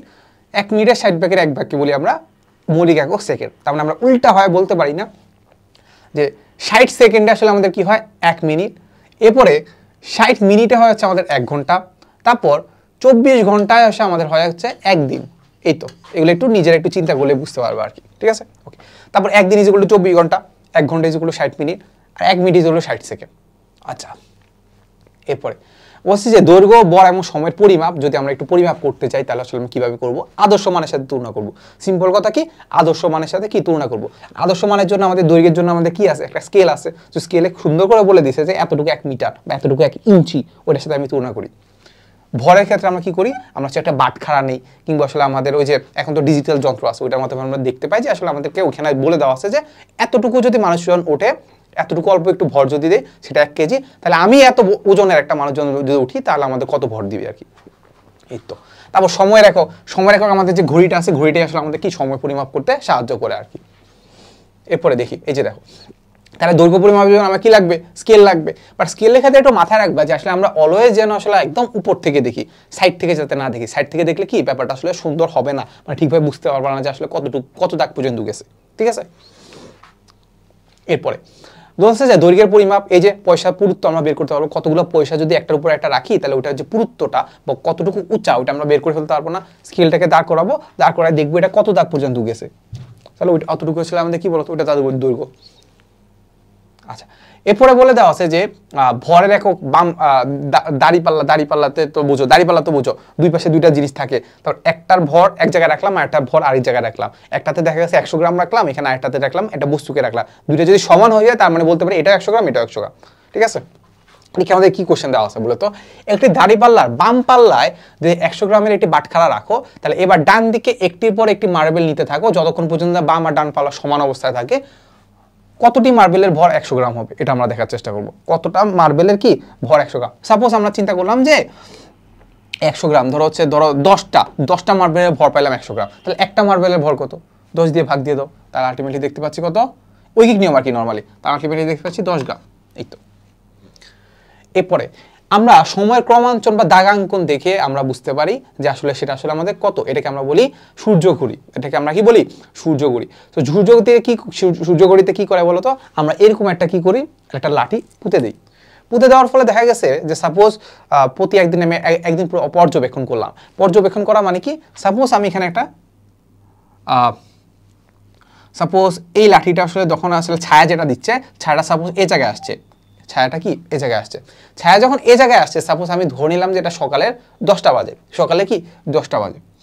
এখানে যখন ছিল সাপোজ সকালে 9টা বাজে, ঠিক আছে। এটা পুরো একটা ঘুরে ঘুরে আমি কি করলাম, একটু দাগাঙ্কিতে করলাম। পরবর্তীতে তুমি কি করলা, ঘড়িটা আনো নাই, ঘড়ি না এনে এখন তুমি দেখতে পাচ্ছ যে ছায়াটা আসলে এই জায়গায় আছে, 10-এ আছে, মানে এই জায়গায় 10-এ আছে, মানে এই জায়গায় আছে। তার মানে তুমি বলতে পারবা না যে এটা আসলে 10টা বাজতেছে। এই হচ্ছে কথা, এই হচ্ছে আমাদের কি সময়ের জিনিসটা আর কি। এরপরে আমরা দেখবো যে ক্ষেত্রফল এবং তার পরিমাপ। সো ক্ষেত্রফল সম্পর্কে আগে ধারণা কখনো পাইছো কিনা আমি জানি না, বাট ক্ষেত্রফল জিনিসটা সম্পর্কে আমি যদি তোমাকে বলতে চাই, তাহলে ক্ষেত্রফল জিনিসটা একটা সারফেস। ক্ষেত্রফল জিনিসটা কি, একটা সারফেস। সারফেস জিনিসটা কি, সারফেস জিনিসটা হচ্ছে কাইন্ড অফ হচ্ছে একটা তল মানে কি, এই যে এইটা একটা তল, সাপোজ এইটা একটা তল, এই যে এইটা একটা তল, এই তলটাকে আমরা বলতে পারি একটা ক্ষেত্রফল। এটা কি ক্ষেত্রফলটাকে, এই তলটাকে আমরা বলতে পারি একটা ক্ষেত্রফল। কতটুকু ক্ষেত্রফল আছে এটা আমরা বের করার চেষ্টা করব, ঠিক আছে। কতটুকু কি ক্ষেত্রফল আছে সেটা আমরা বের করার চেষ্টা করব। সো তুমি চাইলে এত কিছু চিন্তা না করে যা সূত্রটা মুখস্থ করে ফেলতে পারবো যে আয়তাকার ক্ষেত্রফল হচ্ছে আমাদের দৈর্ঘ্য ইনটু প্রস্থ। তাহলে মুখস্থ করে ফেলতে পারো কি আয়তাকার ক্ষেত্র দৈর্ঘ্য ইনটু কি প্রস্থ। বাট আমরা একটু বোঝার চেষ্টা করব, আমরা একটু ফিল করার চেষ্টা করব। কি করব, একটু ফিল করার চেষ্টা করব। আচ্ছা, কি ফিল করব দেখো তো। সাপোজ আমি কি করলাম, এইরকম একটা জিনিস নিলাম, এরকম কি একটা জিনিস নিলাম, ঠিক আছে, যার দৈর্ঘ্য সাপোজ এটা হচ্ছে তার কি বলতো দৈর্ঘ্য, এটা হচ্ছে কি তার প্রস্থ, ঠিক আছে। এটা নিলাম আমি দৈর্ঘ্য, এটা নিলাম আমি প্রস্থ, ঠিক আছে। তো এবার আমি কি করলাম, এখান থেকে আমি তো দৈর্ঘ্য জানি যে এত মিটার, প্রস্থ জানি এত মিটার। সাপোজ আমি কি করলাম, এখান থেকে আমি এই বরাবর একটা কি করলাম, স্লাইস কাটলাম, এতটুকু একটা স্লাইস কাটলাম। এই স্লাইসটা করতো, এই স্লাইসটা সাপোজ 1 মিটার, এই স্লাইসটা কি 1 মিটার, ঠিক আছে, ওকে। সো এরকম করে কি করলাম, আমি আরো অনেকগুলো স্লাইস কাটলাম, 1 মিটার 1 মিটার করে, এরকম করে অনেকগুলো স্লাইস কাটলাম। এরপরে কি করছি জানো, আবার এই দিক বরাবর একটা স্লাইস কাটলাম।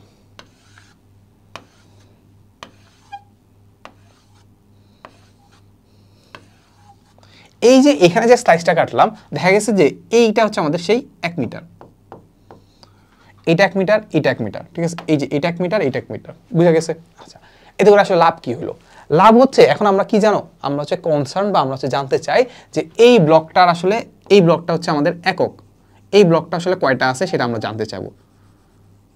এই ব্লকটা কি কয়টা আছে সেটা আমরা জানতে চাইবো।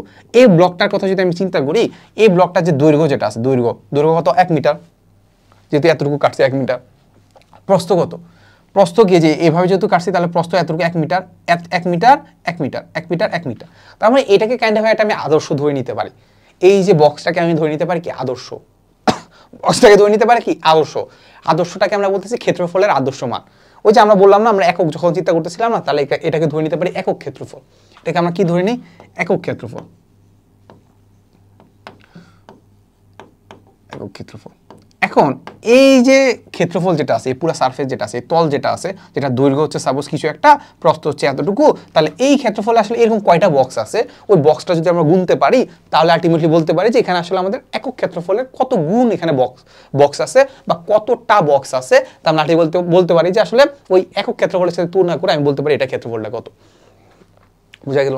আচ্ছা, এখন চিন্তা করো যে আমি এতটুকু যদি চিন্তা করি, সাপোজ আমি চিন্তা করলাম এই এতটুকু, এই এতটুকু, এই এতটুকুতে বক্স আছে কয়টা? চিন্তা করো তো, বক্স আছে কয়টা? বক্স আছে কয়টা? চিন্তা করো, বক্স বক্স বক্স কয়টা আছে? কয়টা আছে চিন্তা করো। তোমাকে আমি বলি কয়টা আছে। প্রস্থের সমান, প্রস্থের সমান বক্স আছে। কেন বলো তো?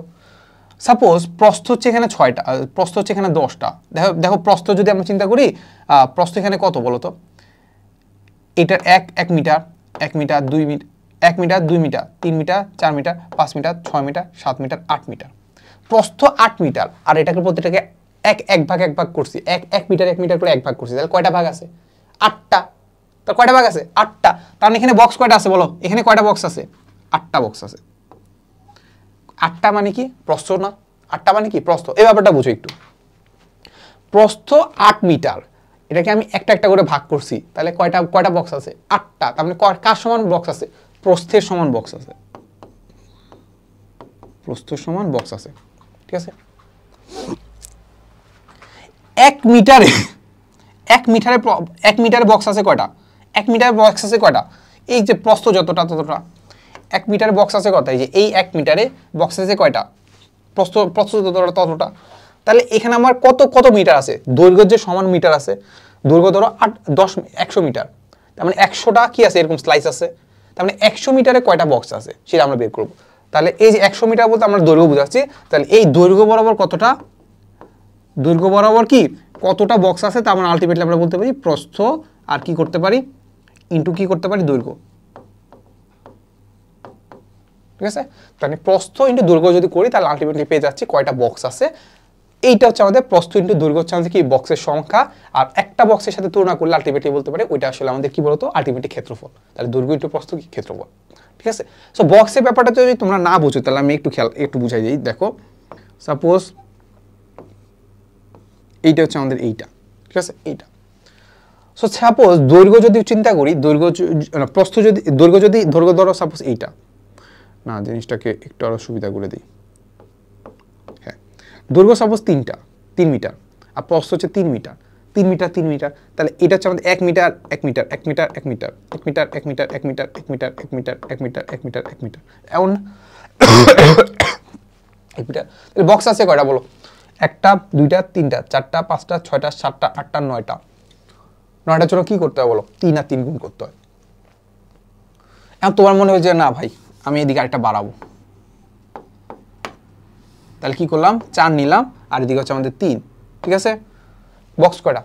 1টা 2টা 3টা 4টা 5টা 6টা 7টা 8টা 9টা 10টা 11 12টা। কি করতে হয়? 3 4 12। বুঝলা? দৈর্ঘ্য একটু প্রস্থ করলে আলটিমেটলি আমি বক্সের সংখ্যা পেয়ে যাচ্ছি। তাহলে 3 4 12, এটার জন্য আমার কি করতে হবে? দৈর্ঘ্য করতে হবে, প্রস্থ গুণ করতে হবে, শেষ। তাহলে এটা পাচ্ছি আমি কি? ক্ষেত্রফল। কোনো যদি ফিল করার দরকার না পড়ে, মানে মন না চায়, দৈর্ঘ্য ইনটু প্রস্থ করে দিবা, তাহলে কি পেয়ে যাওয়া? ক্ষেত্রফল পেয়ে যাওয়া। ওকে, এই তো। আচ্ছা, সো মোটামুটি আমরা দেখে ফেলছি যে আসলে আমাদের ক্ষেত্রফল বলতে আসলে আমাদের কি বোঝায়। এখন আমরা দেখার চেষ্টা করবো যে আসলে ক্ষেত্রফলের এককটা কি হবে। আচ্ছা, চিন্তা করো। সো সাপোজ এটা আমরা লিখলাম যে একক একক কত হবে বলো? দেখো, সো আমরা চিন্তা করি আমাদের দৈর্ঘ্য আছে, প্রস্থ আছে, তাহলে দৈর্ঘ্যের একক কি বলো? মিটার। এস একক মিটার না? এটাকে আমরা বাংলায় লিখি মিটার। ওকে, আর প্রস্থের একক কি বলো? প্রস্থের একক কি? মিটার। তার মানে মিটার আর মিটার কি করতেছি? গুণ করতেছি। তাহলে এটাকে আমরা বলি মিটার স্কোয়ার। এটাকে আমরা কি বলি? মিটারের উপর স্কোয়ার। এটাকে আমরা কি বলি? মিটারের উপর স্কোয়ার। এই তো, 2টা মিটার না? তাহলে মিটার স্কোয়ার। তার মানে উপরে 2 দ্বারা বোঝাচ্ছে 2টা মিটার গুণ আকারে আছে। আচ্ছা, এই তো। এবার আমরা দেখার চেষ্টা করব আমাদের আয়তন। আয়তন বলতে আসলে আমরা যেটা বুঝাই যে আসলে কতটুকু জায়গা দখল করে আছে, কতটুকু কি, কতটুকু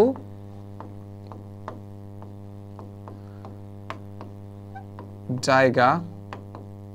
সো একটু নোট করো যে আয়তন বলতে আসলে আমরা কি বুঝি। আয়তন বলতে আমরা বুঝি আসলে কোন একটা জিনিস কতটুকু জায়গা দখল করে আছে, কতটুকু জায়গা দখল করে আছে। সো এটার জন্য আমাদের কি লাগবে, একটা জিনিসকে আমরা আদর্শ ধরে নিতে হবে বা একক ধরে নিতে হবে। একটা জিনিসকে কি আদর্শ ধরে নিতে হবে বা একক ধরে নিতে হবে। সো আমরা ধরে নিলাম যে একটা বক্স আছে, ছোট একটা বক্স। সো সাপোজ এরকম একটা বক্স, এইরকম একটা বক্স, এরকম একটা বক্স। এই ছোটবেলাতে এগুলো আঁকা শিখছো, রাইট? সো এই হচ্ছে এরকম একটা বক্স, এরকম একটা বক্স। এটাকে কাইন্ড অফ ফর্মটা বলতে পারি আমরা 3D মডেল। সো 3D ব্যাপারটা একটু পরে বুঝবা, মানে 3D ব্যাপারটা আরো আস্তে আস্তে বুঝবা যে 3টে ডাইমেনশন যাদের থাকে আর কি। মানে কাইন্ড অফ বলা যায় যে আমরা যেটা চিন্তা করতেছিলাম একটা প্লেটের মতো চিন্তা করতেছিলাম, ক্ষেত্রফলটাকে একটা তল। এখন যেটা চিন্তা করতেছি একটা প্লেট না, প্লেটের নিচে আর একটা কি আছে, দৈর্ঘ্য প্রস্থ উচ্চতাও আছে। কাইন্ড অফ আমরা চিন্তা করতে পারি এইটা যে আসলে আমাদের ধরো এটা যদি তার হয় দৈর্ঘ্য, তাহলে আমাদের এই যে এই পাশটুকু, এই যে এই পাশটুকু হবে তার কি প্রস্থ, এবং এই পাশটুকু হবে তার উচ্চতা। ঠিক আছে? সো আমরা এর আগে কি করছিলাম মনে আছে? আমরা আসলে একটা প্লেটের মতো চিন্তা করতেছিলাম বা একটা তল চিন্তা করতেছিলাম। তাহলে এটার কথা যদি আমি চিন্তা করি, আমাদের এই যে দৈর্ঘ্য আছে, প্রস্থ আছে, ঠিক আছে? তার মানে দৈর্ঘ্য আর প্রস্থ মিলে আমি এই পার্টটুকুকে বলতে পারি না যে এটা একটা ক্ষেত্রফল। এটা কি? এটা ক্ষেত্রফল। দৈর্ঘ্য আর প্রস্থ গুণ করলে কি পাচ্ছি? এই হচ্ছে একটা ক্ষেত্রফল। এই তো। এখন আমাদের যেটা বের করতে হবে যে এই একটা ক্ষেত্রফল তো বের করলাম, এরকম প্লেটের মতো একটা জায়গা পাইছি যেটা দৈর্ঘ্য আর প্রস্থ গুণ করলে পাচ্ছি। বাট আমাদের আলটিমেটলি লাগবে এই পুরা জায়গাটা। এই পুরা জায়গাটা আসলে কত হবে? সো পুরা জায়গাটার জন্য আবার কি করব?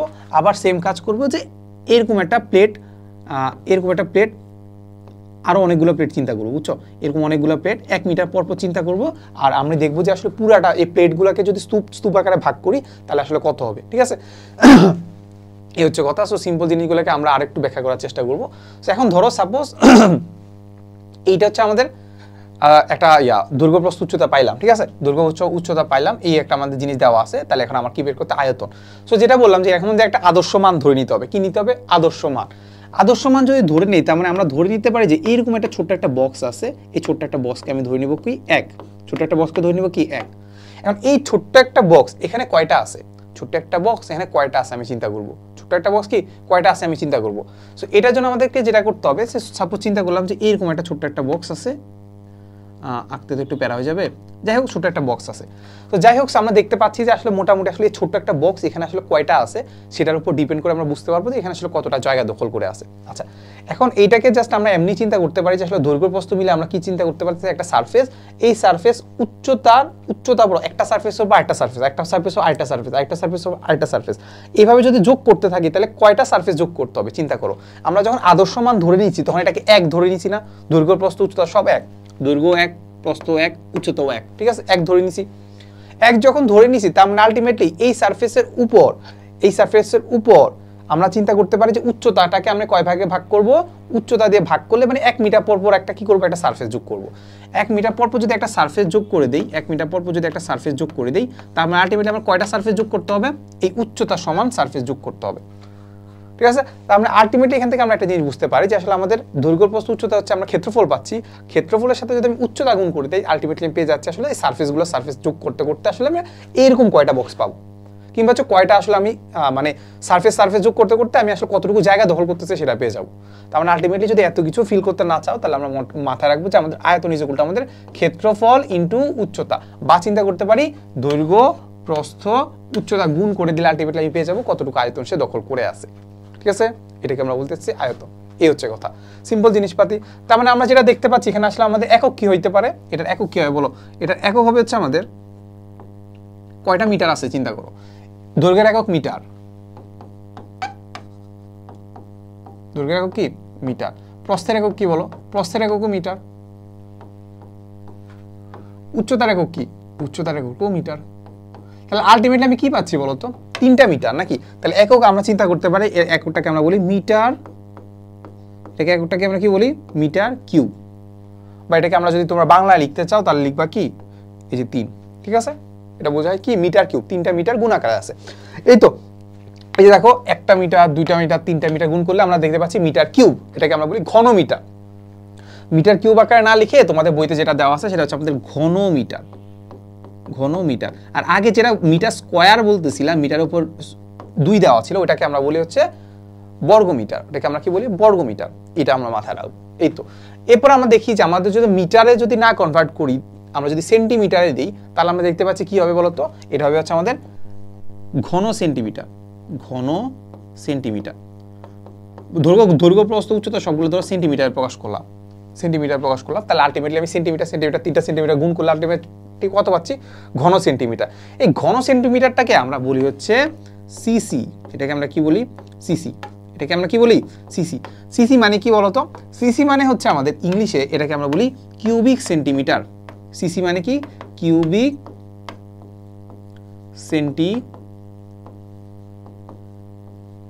সেন্টিমিটার। তার মানে আসলে আমাদের কি হবে, সেন্টিমিটারের উপর কি কিউব, সেন্টিমিটারের উপর কি কিউব। তার মানে এটাকে আমরা বলতে পারি কি সেন্টিমিটার যদি দেওয়া থাকে, সেন্টিমিটার যদি দেওয়া থাকে তার উপর যদি কিউব বা 3 বা 3 দেওয়া থাকে, তার মানে আলটিমেটলি আমরা বুঝবো কি এটাকে বুঝেছি কিউবিক সেন্টিমিটার। এই তো জিনিসপাতি এখানে দেওয়া আছে। তারপর এখানে আমরা যদি দেখতে পাই যে আমাদের কিউবিক সেন্টিমিটার বা আয়তনের সাথে আমাদের একটা লিটারের একটা সম্পর্ক দেওয়া আছে, ঠিক আছে। সেটি আমরা এটা মাথায় রাখবো যে 1 litre is equal to 100 CC, 1 litre equal to কি 1000 সিসি, 1000 সিসি বা 1000 মিলিলিটার। সেগুলো আমরা একটু মাথায় রাখার চেষ্টা করবো আর কি, ঠিক আছে। এই তো এখন এই সম্পর্কটা জাস্ট যেটা মাথায় রাখবো, আমি যেটা মাথায় রাখি যে 1 সিসি ইজ ইকুয়াল টু আসলে আমাদের 1 millilitre, 1 CC is equal to আমাদের কি 1 মিলিলিটার। আচ্ছা চিন্তা করো যে একটা পানির বোতলের কথা যদি চিন্তা করি, সাপোজ এই যে একটা পানির বোতল আছে আমার কাছে, একটা না স্পন্সর হয়ে যাবে, যাই হোক একটা পানির বোতল আছে। তো পানির বোতল আসলে যে পানিটা আছে সেটা কিছু পরিমাণ জায়গা দখল করে আছে, তো ওইটাকে আমরা কি বলতেছি আয়তন। এখন এই আয়তন ধারাই কিন্তু আসলে আলটিমেটলি তুমি যখন বলতেছো যে এটা 2 লিটারের পানি 3 লিটারের পানি বোতল, তাহলে ওইখানে যত লিটার আছে ওই লিটারটার আয়তনটাকে আমি একটা সম্পর্ক তৈরি করতে পারি। এই সম্পর্কটা হচ্ছে আমরা নর্মালি যেটা বলছে বুঝবো 1 CC is equal two 1 millilitre, 1 CC is equal to কি 1 মিলিলিটার। ওইখান থেকে আসলে কনভার্সনগুলো আমরা আস্তে আস্তে জানবো, প্যারা নেই। সো এই যে জিনিসটা আছে, কাজ যেটা আছে, এটা একটু নিজেরা করবা, করে আসলে বাসায় চেষ্টা করবা, চেষ্টা করে আসলে কি করবা, চেষ্টা করে আমাদের গ্রুপে পোস্ট করে দিবা। তাই হোক যাই হোক, আমরা যেটা করি যাও আমাদের যে এই একটা বস্তু আছে, এই বস্তুটা আসলে আমরা আয়তন বের করার চেষ্টা করি, ঠিক আছে। সো আমরা এইরকম একটা দাগ কাটা একটা কি পাই, দাগ কাটা একটা পাত্র পাই। এই পাত্রটাকে আমরা বলি আয়তন মিতিক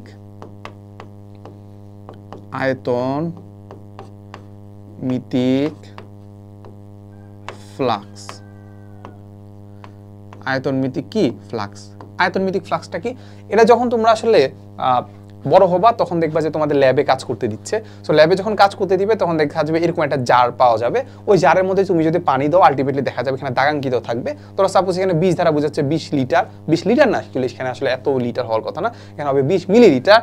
30 দ্বারা বোঝাচ্ছে 30 মিলিলিটার, 40 দ্বারা বোঝাচ্ছে 40 মিলিলিটার। তার মানে আসলে পানি ঢালতে ঢালতে বুঝতে পারবা যে আসলে তুমি কতটুকু পানি নিছো, তাহলে এখান থেকে আয়তন বের করে ফেলতে পারবা। এখন দেখো কাহিনী হয়েছে কি, এখানে আসলে আমাদের নর্মালি কত ছিল, নর্মালি সাপোজ 40 ছিল। এখন এই জিনিসটা এখানে ডুবানোর ফলে হয়ে গেছে ধরো 60, হয়ে গেছে ধরো 60। তার মানে আলটিমেটলি আসলে এই জিনিসটার আয়তনটা কত হবে বলতো, 60 থেকে 40 বাদ দিলে যেটা হচ্ছে বাড়তি যেটা হচ্ছে ওইটা না। এই তো এভাবে আমরা আসলে বের করতে পারি কোনো জিনিসের আসলে আয়তন কত।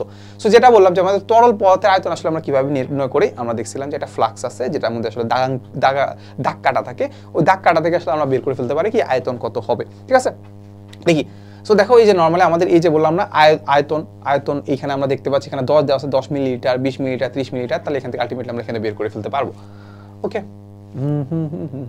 আচ্ছা, সো এবার আসলে আমরা দেখবো যে তাপমাত্রার আসলে পরিমাপটা আমরা কিভাবে করি। তো তাপমাত্রা পরিমাপের একটা আন্তর্জাতিক একক আছে, সেটাকে আমরা বলি কেলভিন। সো বিজ্ঞানী কেলভিনের নাম অনুসারে এখানে আমরা তাকে বলি কি কেলভিন। বাট একটু মাথায় রাখবা যে আসলে আমাদের তাপমাত্রা পরিমাপের কিন্তু অনেকগুলো একক আছে, অনেকগুলো এককের মধ্যে আমরা সবচেয়ে বেশি পরিচিত মেবি সেলসিয়াসের সাথে, সবচেয়ে বেশি কি পরিচিত সেলসিয়াসের সাথে। সো এটা সম্পর্কে আসলে যখন ইন্টারে উঠবা কিংবা 9-10-এ উঠবা তখন আসলে খুব ডিটেলসে জানবা। বাট আমরা নর্মালি থার্মোমিটার দিই না জ্বর উঠলে, ওই যে ঠোঁটের নিচে না, সরি এটা জিহ্বার নিচে যখন লাগাই, তাহলে ওই যে এখানে কিছু একটা রিডিং হয়, ওইটাকে বলে হচ্ছে না থার্মোমিটার। থার্মোমিটার কি করে আমাদের শরীরে তাপমাত্রা মাপে, তাপমাত্রা কি মাপে। এখন এই যে তাপমাত্রাটা মাপতেছে, তাহলে এটা কোন কিসে মাপতেছে, আমরা কি আসলে কেলভিনেই মাপি না, কেলভিনে মাপি না। আমরা যে যন্ত্রটা ব্যবহার করি, আমরা যে থার্মোমিটারটা ব্যবহার করি, আমরা যেটা বলি যে আমাদের জ্বর আসছে 102 ডিগ্রি 103 ডিগ্রি, ওইটা ফারেনহাইটে বের করি। কিসে বের করি বলতো, ফারেনহাইট। একটু মাথায় রাখবা সেটা আমরা কিসে বের করি, ফারেনহাইট। ফারেনহাইট কি? ফারেনহাইট একটা বিজ্ঞানী, তিনি একটা স্কেল আবিষ্কার করছে, ওই স্কেলটাকে আমরা বলি ফারেনহাইট স্কেল। তাহলে আমরা বলি ধরো 120 ডিগ্রি 102 ডিগ্রি ফারেনহাইট, এই যে এফ দ্বারা বোঝায় ফারেনহাইট। তারপর আমরা এটাকে ফারেনহাইটটাকে আমরা সেলসিয়াসেও কনভার্ট করতে পারি। কনভার্ট করলে ধরো সাপোজ কিছু একটা হলো, আমি জানি না, ধরো হচ্ছে 32 ডিগ্রি সেলসিয়াস, এটা সি দ্বারা বোঝাচ্ছে সেলসিয়াস। ওকে, আর কেলভিনটাকে আমরা বলি সাধারণত ধরো হচ্ছে 273 ডিগ্রি, আমরা এখানে বসাই না, জিএসটা আমরা কেলভিন বসাই, কেলভিন বসাই। এই তো, তাহলে এই হচ্ছে কথা। আমাদের হচ্ছে সারা বিশ্বে ব্যবহৃত কাজে দৈনিক মাত্রায় জ্বর নির্ণয় সেলসিয়াস এবং ফারেনহাইট একক দুইটি ব্যবহার করা হয়, এই হচ্ছে কথা। বাট এখানে আমি তোমাকে একটা কনভার্সন একটু দেখাই দিতে পারি, সেটা হচ্ছে আমাদের কথা, একটা কনভার্সন আমি দেখাই দিই, সেটা হচ্ছে আমাদের সেলসিয়াসের সাথে, সেলসিয়াস ইজ ইকুয়াল টু জানো কেলভিনের সাথে, sorry kelvin is equal to হচ্ছে আমাদের সেলসিয়াসের সাথে যদি আমি 273 যোগ করে দেই, 273 যদি আমরা যোগ করে দেই, তাহলে আলটিমেটলি আমি কেলভিন স্কেলে পাবো। সাপোজ আমাকে বললো যে আমাদের এই কনভার্সনটা আসলে লাগবে না, তাও জাস্ট আমি বলে রাখলাম যে ধরো সাপোজ আমাকে বললো যে আমার হচ্ছে 0 ডিগ্রি সেলসিয়াস, আমি একটা জিনিসের তাপমাত্রা পাইলাম 0 ডিগ্রি সেলসিয়াস, সেটা কেলভিন স্কেলে কত, ঠিক আছে? সো কেলভিন স্কেলে সেটা কে ইজ ইকুয়াল টু হবে হচ্ছে 0 প্লাস 273, আলটিমেটলি 273 কেলভিন, ঠিক আছে? সো এটাকে আরো প্রিসাইজলি লিখতে চাইলে লেখা যায় যে 273.15, ওইটা আসলে আমাদের এখন লাগতেছে না, 273 মাথায় রাখলে হয়ে গেল। আচ্ছা, এই তো, তার মানে আসলে এই যে থার্মোমিটার দিয়ে আসলে আমরা রিডিং দেখতে পাই যে আসলে 10, 11, এখানে আসলে আমি কিছু একটা আমি আসলে ধরো হচ্ছে জিওবার নিচে যদি দেই, তাহলে আমার তাপমাত্রা আর এইটার তাপমাত্রা সেম হয়ে যাবে। সেম যদি হয়ে যায় তাহলে আমাদের এখানে কি থাকে বলো, এগুলাকে আমরা বলি পারদ। এটাকে আমরা কি বলি? পারদ। সো পারদের একটা ধর্ম আছে, বুঝছো? পারদ কি করে? পারদ মধ্যে যদি তুমি তাপমাত্রা বাড়ায় দাও, সেটা দৈর্ঘ্যটা বাড়ে। এই যে কাইন্ড অফ এটা দৈর্ঘ্যের মতো চিন্তা করতে পারি না, সেই দৈর্ঘ্যটা কি হয়? বাড়ে, বা এটা কাইন্ড অফ বলা যায় যে প্রসারিত হয়। প্রসারিত হলে দেখা যাচ্ছে যে এটা একটা রিডিং দিচ্ছে, ওই রিডিং দেখে আমি বুঝতে পারলাম যে আসলে তাপমাত্রা কত। তাহলে এখানে তাপমাত্রা কত বলো? 40 কত? আমরা বলছি এটা ফারেনহাইটে, তাহলে 40 ডিগ্রি ফারেনহাইট। ওকে, আচ্ছা, এরপরে আমরা বলছি যে এই অধ্যায় শেষ। এবার আমরা দেখবো যে এই অধ্যায়ে আমরা কি কি শিখলাম। দেখো, দৈনন্দিন জীবনে প্রায় প্রতিটি কাজে আমাদের প্রয়োজনে সঠিক পরিমাণ লাগতেছে। হ্যাঁ, ব্যাখ্যা করছি আমরা। একটি জানা আদর্শ অংশের পরিমাণকে পরিমাপের একক হিসেবে ধরা হয়। কোনো একটা নির্দিষ্ট একটা পার্টকে, নির্দিষ্ট একটা দৈর্ঘ্যকে আমরা ধরে নিই যে আদর্শ, ওইটাকে ধরে আসলে বাকি জিনিসগুলোর সাথে আমরা তুলনা করে দেখি যে আসলে ওই জিনিসটা আসলে এটার চেয়ে কত বড় বা কত ছোট। এরপরে মৌলিক একক কয়টা? 7টা। একাধিক মৌলিক এককের সমন্বয়ে আমাদের যৌগিক একক গঠিত হয়, যেটা আসলে আমরা খুব একটা দেখি নাই। তো দেখার ক্ষেত্রে আমরা যেটা দেখবো যে দেখো, সাপোজ আমরা চিন্তা করি যে ক্ষেত্রফলের একক কি? ক্ষেত্রফলের একক কি? আমরা দেখছিলাম যে মৌলিক একক মানে হচ্ছে দুইটা, একটা মিটার, একটা মিটার গুণ হয়ে আলটিমেটলি মিটার স্কয়ার হয়েছে বা বর্গ মিটার হয়েছে, দুটা মিলে যে ক্ষেত্রফলটা তৈরি হলো, ক্ষেত্রফলটা তার মানে কি? দুটা মৌলিক এককের সমন্বয়ে গঠিত। তাহলে এই ক্ষেত্রফলটাকে আমরা কি বলবো? এটাকে আমরা বলতেছি বর্গমিটার।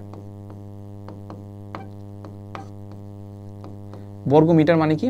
বর্গমিটার মানে হচ্ছে আমাদের মিটার স্কয়ার, বা মিটার স্কয়ারটাকে আমরা লিখতে পারবো মিটার ইন্টু মিটার। তাকে আমরা কি বলতে পারি? Metre into metre. Metre into metre মানে কি? এটা একটা মৌলিক রাশি, এটা একটা মৌলিক রাশি, একক, দুইটা মৌলিক রাশি মিলে আলটিমেটলি একটা রাশি হয়েছে। এটাকে আমরা কি বলবো তাইলে? এটাকে তাইলে আমরা বলবো যৌগিক রাশি। তাহলে আমরা কি বলবো? যৌগিক রাশি। এই তো, তাহলে আগাই।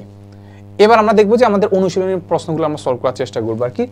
সো দেখো, আমাদের মেইনলি আসলে তোমাদেরকে সলভ করতে হয়, বুঝছো? যেমন কোশ্চেন তো আসলে আমি এখানে লিখে দিব না, তোমাকে জাস্ট আমি বোঝানোর চেষ্টা করবো যে আসলে কিভাবে লিখবা। এই তো, তাহলে শূন্যস্থান পূরণের ক্ষেত্রে আমরা দেখবো যে আসলে আমাদেরকে বলে দেওয়া হচ্ছে যে পরিমাপের একক আসলে দুই প্রকার। তাহলে একটা কি বলতো? একটা হচ্ছে আমাদের সেই মৌলিক রাশি, একটা হচ্ছে আমাদের কি মৌলিক একক, এটা কি বলতো? এটা হচ্ছে আমাদের কি যৌগিক একক। আচ্ছা, এরপরে বলে দেওয়া আছে যে আন্তর্জাতিক পদ্ধতিতে এসআই এককের সংখ্যা কয়টা? মুখস্থ করে ফেলো, 7টা। একটু আগে আমরা 2-3 বার করে দেখছি কিন্তু। আচ্ছা, এরপরে সকল পদ্ধতিতে সময়ের একক কি? সেকেন্ড। সময়ের একক কি? সেকেন্ড। দেখছো, খুব সিম্পল জিনিসই কিন্তু আসে, কঠিন কিন্তু আসে না। আচ্ছা, আগাই। এবার আমরা দেখবো যে সংক্ষিপ্ত প্রশ্নের উত্তর, যেটা আসলে আমি খুব একটা লিখে দিব না তোমাকে, আমি জাস্ট বলার চেষ্টা করবো যে আসলে কি কি জিনিস আসলে এটার মধ্যে ইনক্লুডেড আছে আর কি। সো আমাদেরকে বলে দেওয়া আছে যে প্রতিটি পরিমাপে সঠিক প্রয়োজন কেন, প্রতিটি পরিমাপ সঠিক প্রয়োজন কেন বলতো, আমাদের দৈনন্দিন জীবনে যত ধরনের উদাহরণ আছে, যখন প্রথম থেকে যখন আলোচনা করতেছিলাম, যে যেমন আমাদের খাবার রান্না করার জন্য আমাদের নির্দিষ্ট একটা পরিমাণ দরকার, যে পরিমাপ করে সে দেখবে যে আসলে আমাদের এতটুকু পরিমাণ এতজন খাইতে পারে, ধরো 4 জনের পরিবার হলে 4 জন এতটুকু খাইতে পারে, তাহলে 4 জনের জন্য এতটুকু রান্না করবে, যাতে খাদ্য ওয়েস্ট না হয় আর কি, ঠিক আছে, আবার যাতে খাদ্য কমও না পড়ে আর কি। সো তা আলটিমেটলি আমরা দেখতে পাই যে আমাদের ইউনিফর্মের কথা বললাম, তারপর আমরা চিন্তা করতে পারি যে আসলে আমরা কতটুকু পড়বো, ইভেন আমরা দেখো যে আমরা সিলেবাসের কথাও কিন্তু বলি যে সিলেবাস কতটুকু আছে সেটাও কিন্তু আমাদেরকে ঠিক করে দিতে হয়, নাহলে কিন্তু আসলে আমরা কতটুকু পড়বো বুঝতে পারি না, এই হচ্ছে কথা। সো এই এতটুকুই আমরা, এরপর আমাদেরকে বলা যায় পরিমাপ সঠিক না হলে কি কি অসুবিধা হবে, এইসব একটু হালকা পাতলা একটু বলে দিবা আর কি উদাহরণ দিয়ে। সো যত পয়েন্ট পয়েন্ট আকারে লিখতে পারো তত ভালো আর কি। সো আমাদেরকে বলছে যে মৌলিক একক কি, মৌলিক একক কি কি, তাহলে মৌলিক একক কি কি যখন বলবে তখন আসলে একটু একটা কাজ করবা, যে মৌলিক একক কি কি যখন বলবো তখন আসলে একটা কাজ করবে, একটা ছকের মতো করে ফেলবা, ঠিক আছে। ছকটা কিভাবে লিখবা, ছকটা লিখবা এইভাবে, ছকটা লিখবা কি এইভাবে, এখানে লিখবো হচ্ছে রাশি, আর এখানে লিখবো হচ্ছে একক, ঠিক আছে। সো এই জিনিসটাকে আমি একটু উপরে উঠাই দিই, এই যে রাশি, তারপর এই পাশে একটা কি দিবা, এই পাশে একটা দাগ দিবা, পাশে একটা কি দাগ দিবা, এরপরে ভালো যদি ছক করে ফেলো একটা, মানে এরকম এরকম দাগ নিচে নিচে দাগ দিতে পারো, আর না দিলেও খুব একটা আহামরি সমস্যা নাই, তাও জাস্ট আমি একটু সৌন্দর্যের জন্য দিয়ে দিচ্ছি আর কি। সো এক নম্বরে আমাদের যেটা আছে সেটা হচ্ছে আমাদের ভর, কি বলতো ভর। সো ভরটাকে আমরা বলি হচ্ছে আমাদেরকে যে সিম্বল দ্বারা প্রকাশ করি, এটা হচ্ছে আমাদের এম দ্বারা প্রকাশ করি, এম দ্বারা বোঝা যাচ্ছে ম্যাস, MASS মানে হচ্ছে ভর, ইংলিশে MASS। এটার একক কি বলো, এইটার এককটাকে আমরা বলি হচ্ছে কেজি, এটাকে আমরা একক কি বলি, আমরা কেজি বা কিলোগ্রাম, কেজি বা কি কিলোগ্রাম, এইটাকে আমাদের এককটাকে আমরা লিখি হচ্ছে এইভাবে কেজি, ওকে। এরপরে 2 নম্বরে আমরা দেখতে পাই যে 2 নম্বরে হচ্ছে আমাদের সময়। তো জিনিসটা একটু উল্টাপাল্টা হইতে পারে, সময়টা হচ্ছে কি, এটাকে আমরা লিখি হচ্ছে টি ধারা, টি ধারা হচ্ছে কি টাইম, আর এটার এককটাকে আমরা কি বলি, এটাকে এককটা আমরা সব জায়গায় দেখছি সেকেন্ড, বাট এখানে আমরা মৌলিক একক না, হ্যাঁ মৌলিক এককগুলো সবগুলো এস এককে লিখতেছি, ঠিক আছে, সেকেন্ডটাকে আমরা লিখি এস ধারা, এই তো। সব জিনিসগুলো হয়তো একটু বাড়তে লিখতেছি, বাট একটু মাথায় রাখবো যে এগুলো সামনে তোমার আসবে, ঠিক আছে, সো একটু পড়ে রাখো। সো 3 নম্বরে দেখবো হচ্ছে আমাদের দৈর্ঘ্যের একক,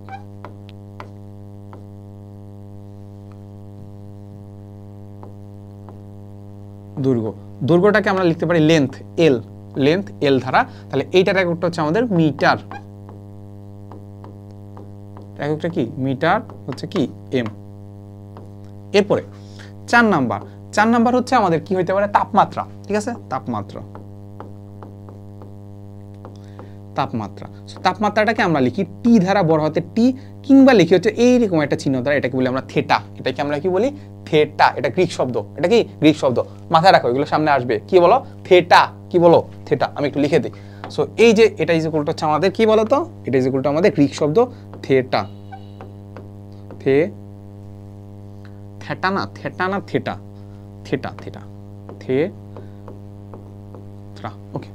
সো যাই হোক, সো তাপমাত্রার এটার এককটাকে আমরা দেখছি যে এটার এককটাকে আমরা বলি কেলভিন, এটাকে আমরা কি বলি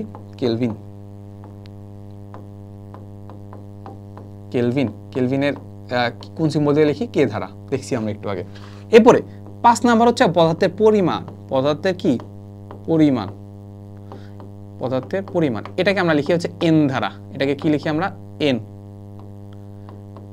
এন ধারা, এন। আর এটার এককটাকে আমরা বলি হচ্ছে মোল, এটাকে আমরা কি বলি মোল, কত মোল পদার্থ আছে এটা পরে জানবো, এটাকে আমরা ডিরেক্ট আমরা মোলই লিখি, MOL মোল, ওকে।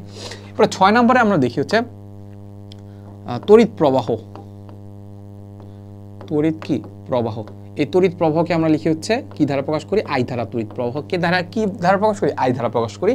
আর এটার এককটাকে আমরা বলি এম্পিয়ার, এটাকে আমরা এককটাকে কি বলি এম্পিয়ার বা এ ধারা প্রকাশ করি, ঠিক আছে, ওকে।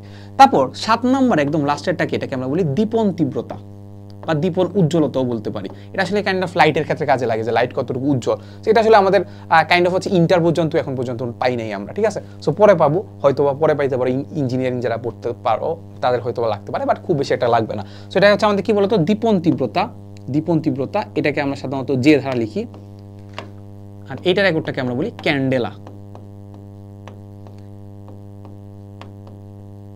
এটাকে আমরা লিখি সিডি ধারা, ক্যান্ডেলা। এই তো মোটামুটি আসলে আমরা এরকম খুব সুন্দর করে ছক আকারে লিখে ফেলছি যে আসলে আমাদের 7টা একক, 7টা রাশি, 7টা রাশির এককগুলা। এই তো এটা যদি দিয়ে ফেলো তাহলে কাইন্ড অফ হচ্ছে স্যার তোমাকে ফুল মার্কস দিতে বাধ্য, ফুল মার্কস দিয়ে কি বাধ্য, সাথে যদি এরকম সুন্দর করে ব্র্যাকেট দিয়ে আসলে এককগুলা যে ইংরেজি জিনিসটা আছে সেটাও লিখে ফেলতে পারো আর কি, ঠিক আছে। আচ্ছা আগাই আমরা, বলছে যে এককের গুণিতক বা ভগ্নাংশের প্রয়োজন পড়তেছে কেন, গুণিতক বা ভগ্নাংশের প্রয়োজন পড়তেছে কেন। সো এইটা প্রয়োজন পড়ে যে কোনো একটা জিনিস যদি আসলে আমাদের যে আদর্শ মান যেটা আছে সেটা থেকে যদি অনেক বড় হয় কিংবা অনেক ছোট হয়, তখন আসলে আমাদের এই ভগ্নাংশের মানটা কাজে লাগতেছে। দেখো ব্যাপারটা বুঝায়, সাপোজ আমি তোমাকে বললাম যে আমার কাছে কত কেজি আম আছে, সো আমি দেখলাম যে আমি আসলে কত কেজি আম আছে, সাপোজ আমি চিন্তা করলাম যে এত এত এত এত এত এত এত এর এত কেজি আম আছে, এত কি কেজি, এত কেজি আম আছে। এখন তোমার এই জিনিসটাকে অনেকবার লিখতে হচ্ছে, অনেকটা মেমো আছে, তোমার অনেকগুলো কাগজ আছে, এবং অনেকগুলো কাগজে বারবার এত বড় একটা সংখ্যাকে লেখা কি কঠিন না বলতো, বারবার লিখতে বিরক্ত লাগে না। তো এই জন্য দেখা গেছে যে আমি বললি যে আমাদের এই পুরো পাঠটুকুকে আমি একটা সিম্বল আকারে লিখে ফেলবো, যে না ভাই আমি আসলে এটা ধারা বুঝাচ্ছি, সাপোজ আসলে ধরো আমি বুঝাইলাম যে এটা হচ্ছে এতটুকু হচ্ছে জে কেজি, এটা কি বুঝাচ্ছে জে কেজি, জে মানে হচ্ছে 1টা 2টা 3টা 4টা 5টা 6টা শূন্য বসবে, এক যে কেজি মানে হচ্ছে একের পরে 6টা শূন্য বুঝবে। আমি একটা মনে করলাম যে আমার মন মতো বসাই দিলাম, এই যে একটা কাজ করলাম, এটার কারণে আমার কি কাজটা সুবিধা হলো না, কাজটা কি সুবিধা হলো না, এটাকে বলা যায় যে আমি আসলে এটা গুণিতক আকারে লিখলাম, কি করলাম গুণিতক আকারে লিখলাম, ঠিক আছে। এই তো মানে যে মানে হচ্ছে 6টা শূন্য, যে এর গুণিতক আকারে লিখলাম, যে এককে গুণিতক আকারে লিখলাম। ভগ্নাংশ সেম, কোন একটা জিনিস যদি অনেক ছোট হয়, অনেক ছোট হয় মানে কি, সাপোজ আমি চিন্তা করলাম যে আমার যে এই 1 মিটার 1 কেজি যেটা আছে, ওই 1 কেজিকে যদি 1000 ভাগে ভাগ করি, এত ভাগে ভাগ করি, ওটার এক অংশ হচ্ছে আমাদের কি বলতো, ওটার এক অংশ হচ্ছে আমাদের ওই অংশটা, মানে ওই কেজিটা, মানে ধর কোনো একটা জিনিস মাপতেছি যেটার মান হচ্ছে এই এত, তাহলে এই জিনিসটাকে এইভাবে লেখার দরকার আছে। তখন আমরা হয়তো বা লিখতে পারি যে এটাকে ধরো আরেকটা, ধরো এটা না জিপটা না লিখে ধরো মাহবুবুর রহমান, এটাকে বললাম কি এত kg, m kg. M kg বলতে আমরা বুঝাবো যে আসলে এটাকে কি এত ধারা ভাগ দিব আর কি, এই হচ্ছে কথা। তো এটাকে আমরা ভগ্নাংশে ভাগ করে গেলাম, এই হচ্ছে কথা। সো এগুলো আসলে খুব বেশি একটা ডিটেলস এখন আমরা যাবো না, আমরা পরবর্তীতে আসলে পরের রিয়াজ দেখবো আর কি। সো পরিমাপের ক্ষেত্রে ক্ষেত্রফল এবং আয়তনের মূল পার্থক্য কি, মূল পার্থক্য হচ্ছে ক্ষেত্রফল একটা তলের মতো চিন্তা করা যায়, যেটা আসলে জাস্ট দৈর্ঘ্য ইন্টু প্রস্থ করি, আর আয়তনের ক্ষেত্রে আমরা কি করি, দৈর্ঘ্য ইন্টু প্রস্থ ইন্টু উচ্চতা করি, কতটুকু জায়গা দখল করছে সেটাকে আমরা পুরোটাকে করি। এই তো গোছা একটু লিখে ফেললো আর কি। এরপর আমরা চলে যাবো একদম বহু নির্বাচনী প্রশ্নতে। বহু নির্বাচনী প্রশ্ন মানে হচ্ছে আমাদের এখানে কয়েকটা কোশ্চেন দেওয়া থাকবে, আমরা লিখার চেষ্টা করবো, দেখবো সব সহজ কোশ্চেনই দেওয়া আছে। হচ্ছে ভরের একক কি, মনে আছে ভরের একক কি, কেজি কেজি কেজি কেজি, এই যে কেজি বা কিলোগ্রাম। ওকে, সো আমরা দেখতে পাচ্ছি কিলোমিটার হচ্ছে বা মিটার বা কিলোমিটার, যেটা আসলে আমাদের কি বলতো দৈর্ঘ্যের একক, কেলভিন হচ্ছে আমাদের তাপমাত্রার একক, ক্যান্ডেল হচ্ছে আমাদের দীপন তীব্রতার একক, তার মানে কিলোগ্রাম বা কেজি হচ্ছে আমাদের কি ভরের একক। এরপরে দেখি বলছে এটি ইট যে জায়গা দখল করে তাকে আমরা কি বলে, আমরা দেখছিলাম যে জায়গা দখল করে ইটটাকে আমরা বলতে পারি কি এটা ফ্ল্যাট একটা প্লেটের মতো কি বলতে পারি না, প্লেটের উপরে একটা উচ্চতা আছে, তার মানে এটা যে জায়গাটা দখল করে আছে সেটাকে আমরা কি বলবো আয়তন, তাকে আমরা কি বলবো অবশ্যই কি আয়তন। যদি এমন হইতো যে একটা প্লেট যে জায়গা দখল করে আছে এটাকে আমরা বলতে পারি এটার উচ্চতা নাই বললেই চলে, তার মানে এই যে জায়গা দখল করে আছে এটা আমাদের ক্ষেত্রফলের সমান, আবার ক্ষেত্রফলের সমান। এই তো আচ্ছা, বলে দেওয়া আছে যে নিচের চিত্র হতে 3 এবং 4 নম্বর প্রশ্নের উত্তর দিব, 3 আর 4 আমি খুঁজে পাচ্ছি না, যাই হোক। সো বলছে যে দেখো এখানে আমরা যদি চিন্তা করি আমাদের এখানে নর্মালি কি হচ্ছিল, এটাকে দেখে আমি যা বুঝতে পারলাম যে নর্মালি প্রথমে পানিটা ছিল 10 ঘন সেন্টিমিটারে, এরকম এখানে ছিল, পরে আমি কোনো একটা বস্তুকে যখন দিলাম তখন এটা উপরে উঠে গেছে, তখন দেখা যাচ্ছে 16 ঘন সেন্টিমিটার দেখাচ্ছে, সরি 15 ঘন সেন্টিমিটার দেখাচ্ছে, ঠিক আছে। সো এখন আমরা যেটা করলাম যে আমাদেরকে বলছে যে বি চিত্র যেটা আছে সেটা পাথরের আয়তন কত, পাথরের আয়তন দেখতে পাবো কত বলো, প্রথমে ছিল কত, পাথর ফেলার পরের উচ্চতা আগের উচ্চতা, তার মানে আসলে 15, আগে ছিল 10 এখন হয়ে গেছে 15, তাহলে 15 মাইনাস 10 হবে কি বলো, 10 হবে কি পাথরটার আয়তন, তাহলে কত হবে 5 ঘন সেন্টিমিটার। এই তো এবার দেখি বলে দেওয়া আছে যে এই চিত্রে প্রদর্শিত বস্তুটির আয়তন নির্ণয়ের ক্ষেত্রে কয়টি এককের গুণফলের দরকার। নরমালি আমরা জানি আয়তনের জন্য কয়টা লাগে বলো, আয়তনের জন্য কয়টা লাগে, সেটা যদি আমরা দেখি তাহলে আমরা দেখতে পাচ্ছি এই হচ্ছে ধরো সাপোজ তার দৈর্ঘ্য, এই হচ্ছে তার প্রস্থ, এই হচ্ছে তার কি উচ্চতা, তাই কয়টা লাগছে 3টা, তার মানে আয়তনের ক্ষেত্রে অলওয়েজ কি লাগবে 3টা। 5 উল্কাচ্ছে, তার মানে কোথায় যাবো বোধহয় যাই হোক, সো এবার আমরা চলে যাবো একদম সৃজনশীল প্রশ্নতে। সৃজনশীল প্রশ্ন বলতে আসলে আমরা ক খ আসলে খুব একটা লিখবো না, আমরা যা গ ঘটা সলভ করার চেষ্টা করবো আর কি। দেখি আমাদের একটা কোশ্চেন দেওয়া আছে, বলতো ফারহানের পাহাড় ঘরের ক্ষেত্রফল দেওয়া আছে, সরি পড়ার ঘরের ক্ষেত্রফল দেওয়া আছে। ক্ষেত্রফল দেওয়া আছে, ভালো কথা, এখানে আমরা একটু জিনিসগুলোকে মার্ক করে রাখি।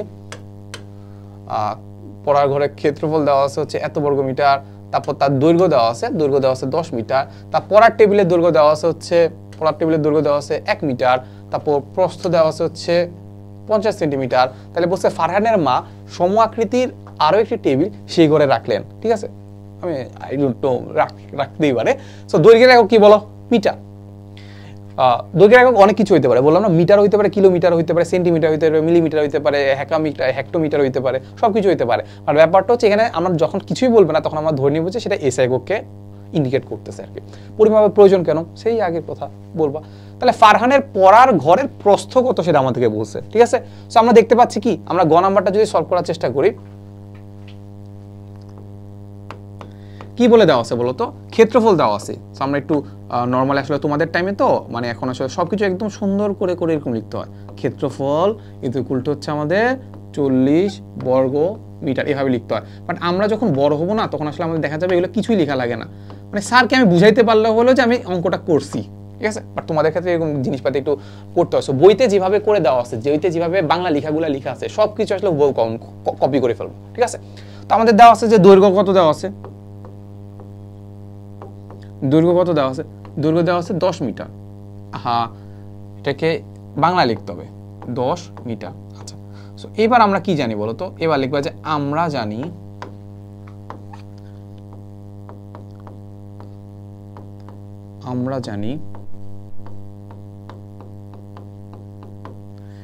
ক্ষেত্রফল ইজ ইকুয়াল টু আসলে আমাদের দৈর্ঘ্য ইনটু প্রস্থ, দৈর্ঘ্য ইনটু প্রস্থ। এবার তো বুঝো যে আসলে আমরা কি করবো বলো তো? এখন আমরা কি করব, আমাদের বের করতে হবে প্রস্থটা বের করতে হবে। সো আমরা কি করব, উভয় পাশে প্রস্থ দিয়ে ভাগ দিয়ে দিব নাকি? উভয় পাশে কি করব, প্রস্থ দিয়ে ভাগ দিয়ে দেবো না, আমাদের প্রস্থ তো লাগবে, তার মানে আসলে আমরা কি করব, দৈর্ঘ্য দিয়ে ভাগ দিয়ে দিই। দেখো দৈর্ঘ্য দিয়ে ভাগ দিলে কি পাচ্ছি দেখো, তাহলে এই পাশটাকে আমরা উল্টায় লিখতে পারি। উল্টায় লিখলে আমরা দেখতে পাচ্ছি যে দৈর্ঘ্য ইনটু প্রস্থ ভাগ দিব কি দ্বারা, দৈর্ঘ্য দ্বারা। ঠিক আছে,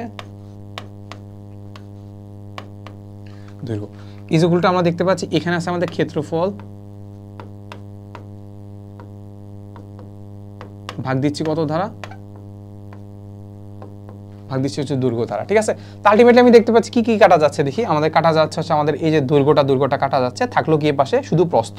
তাহলে আমাদের প্রস্থই তো বের করতে বলছে, তাহলে প্রস্থ ইজ ইকুয়াল টু আমরা কি পাচ্ছি, প্রস্থ ইজ ইকুয়াল টু কি পাচ্ছি, ক্ষেত্রফল ভাগ দৈর্ঘ্য। তাহলে ক্ষেত্রফল কত, ক্ষেত্রফল হচ্ছে কত 40,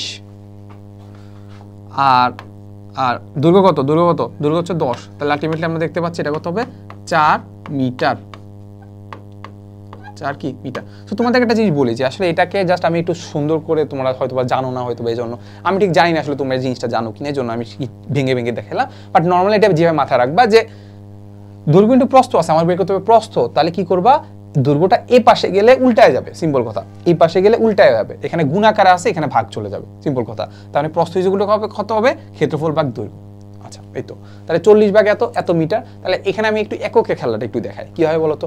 এককের খেলাটা হচ্ছে এটা যে আসলে আমাদের এখানে আমাদের 40 মিটার মানে কি, বর্গ মিটার মানে কি, মিটার ইন্টু মিটার, বর্গ মিটার মানে কি, মিটার ইন্টু মিটার। ওকে, আর এটা মানে কি, দৈর্ঘ্য মানে কি শুধু মিটার। তো আলটিমেটলি মিটার কাটা যাচ্ছে, থাকলো কি শুধু মিটার, এই যে 4 মিটার। তাহলে প্রস্থ বের করে ফেলছি, সুন্দর করে লিখে ফেলবা যে এটা হচ্ছে আমাদের কি বলতো উত্তর। আচ্ছা, এবার আমরা যাবো হচ্ছে 4 নাম্বারটাতে। এটা হয়ে গেল, এটা হয়ে গেল, এটা হয়ে গেল। এবার আমরা 4 নাম্বারটাতে দেখার চেষ্টা করব। সো বলে দেওয়া আছে যে পড়ার টেবিলে দৈর্ঘ্য দেওয়া আছে, প্রস্থ দেওয়া আছে, বলছে যে ফারহানের মা সম আকৃতির আরো একটি টেবিল সেই ঘরে রাখলেন। তাহলে আমাদেরকে বলছে যে টেবিল দুটি রাখার পরে ঘরের কতটুকু জায়গা ফাঁকা আছে। এখন জায়গা বলতে আসলে এখানে আমাদের আয়তন বোঝায় যাচ্ছে, কারণ আমাদের দৈর্ঘ্য প্রস্থ উচ্চতাও কিছু দেওয়া নাই। তার মানে আমাদেরকে বলে দেওয়া আছে যে আমাদের এই যে সারফেস যেটা আছে, এই যে তল যেটা আছে, যে মেঝে যেটা আছে, ওই মেঝের যে জায়গা আছে সেটা আমরা দেখার চেষ্টা করব। ঠিক আছে, আচ্ছা, সো এখান থেকে জাস্ট আমরা যেটা করতে পারি যে আমাদের একটা টেবিলের আসলে আমাদের ক্ষেত্রফল বের করতে পারি। একটা টেবিলের ক্ষেত্রফলের জন্য কি লাগবে বলো? ধরো যদি একটা টেবিলের ক্ষেত্রফল যদি বের করি তাহলে এটাকে আমি একটু লক করে দিই।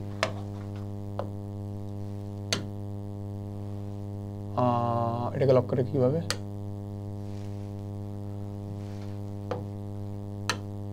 এই তো লক করে ফেলছি। যাই হোক, সো আমরা দেখবো এবার গ নাম্বার। সো গ নাম্বারের ক্ষেত্রে আমরা যেটা দেখবো সেটা হচ্ছে আমাদের টেবিলের ক্ষেত্রফল।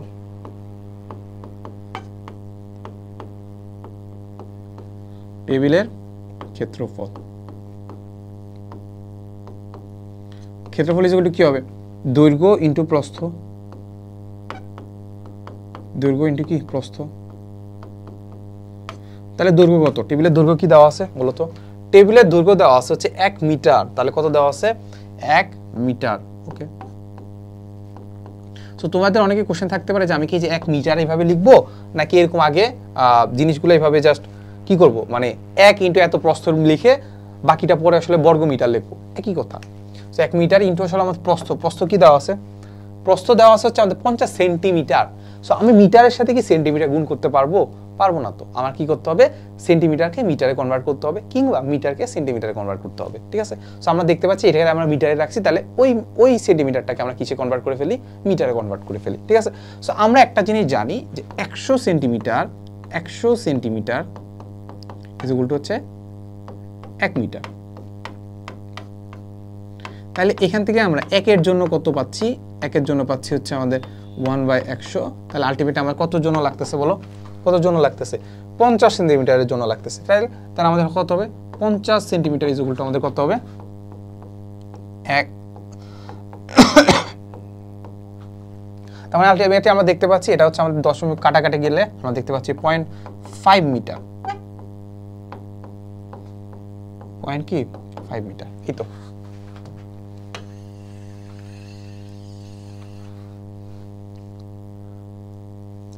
মিটার, এই তো। তাহলে এখন আমরা যেটা দেখতে পাচ্ছি আমাদের মিটারে কনভার্ট হয়ে গেছে। তাহলে প্রস্থটা কত হবে, 0.5 মিটার। তার মানে আসলে আমাদের ক্ষেত্রফল কত, ক্ষেত্রফল হচ্ছে আমাদের হবে 0.5 মিটার। মিটার না তো, আহা, বর্গ মিটার।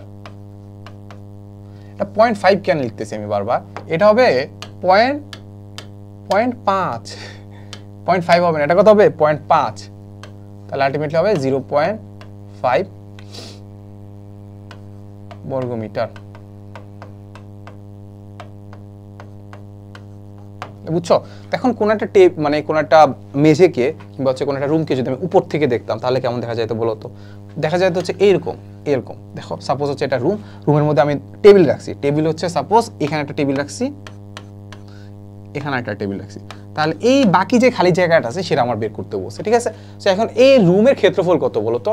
এই রুমের ক্ষেত্রফল হচ্ছে, এখন ফাঁকা জায়গা আমি লিখবো, ফাঁকা জায়গা।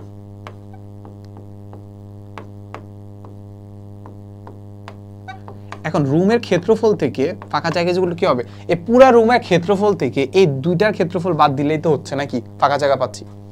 এই ফাঁকা জায়গা কিভাবে বের করবো, এই ফাঁকা জায়গাটা এগুলা কিভাবে বের করবো বলো, কিভাবে বের করবো?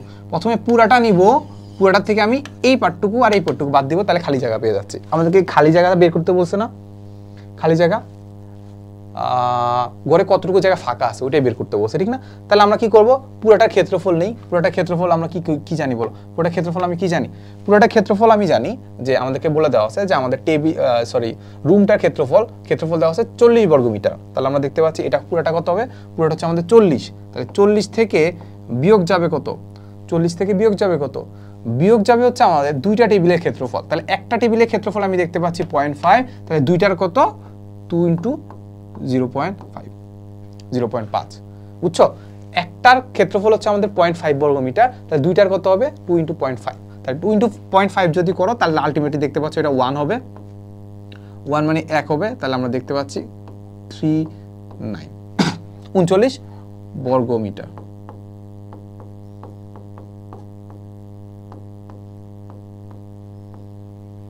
এই তো শেষ, এতটুকু ফাঁকা আছে, এই হচ্ছে আমাদের উত্তর।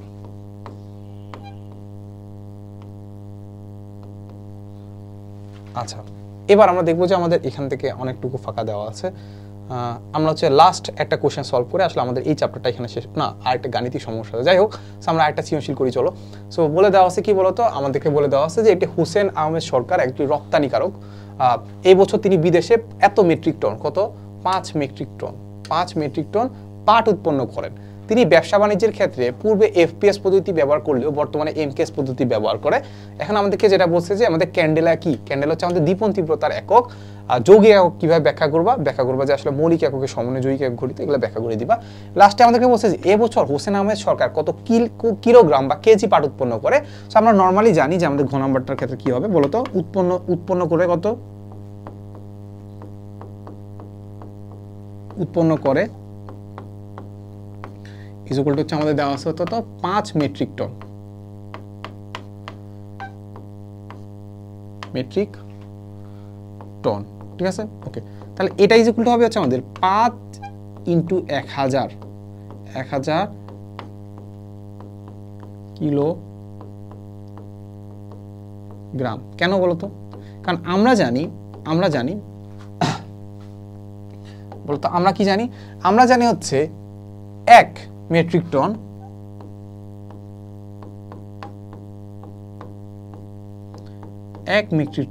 ইজ ইকুয়াল টু আমাদের কত, 1000 kilogram. 1 metric tonne is equal to কত জানি আমরা, 1000 কিলোগ্রাম। সো এটা একটু ব্র্যাকেটে লিখে দিবা, ঠিক আছে। তাহলে 1 metric tonne is equal to যদি 1000 কিলোগ্রাম হয় তাহলে 5টা কত হবে, 5 দ্বারা গুণ করে দিব, তাহলে কত পাচ্ছি, 5000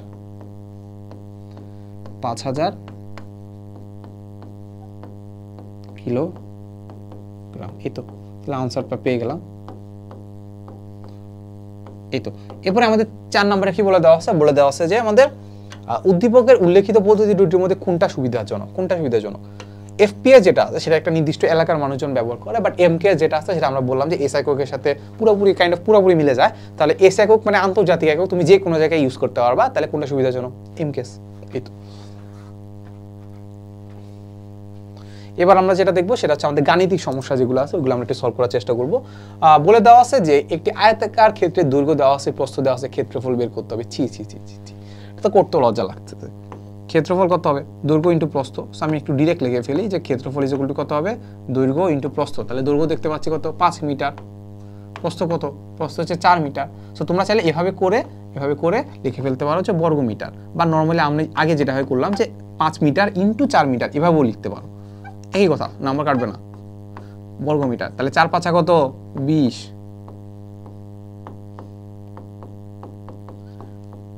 4 5 কত, 20 বর্গ মিটার। তাহলে 4 5 20 বর্গ মিটার, ওই তো শেষ। এরপর আমাদেরকে বলে দেওয়া আছে এটি আয়তকার কক্ষের ক্ষেত্রফল দেওয়া আছে, কক্ষটির দৈর্ঘ্য যদি এত হয় তাহলে প্রস্থ কত হবে। সিম্পল কথা, তাহলে আমরা দেখতে পাচ্ছি যে আমাদের ক্ষেত্রফল ইজ ইকুয়াল টু কত ছিল,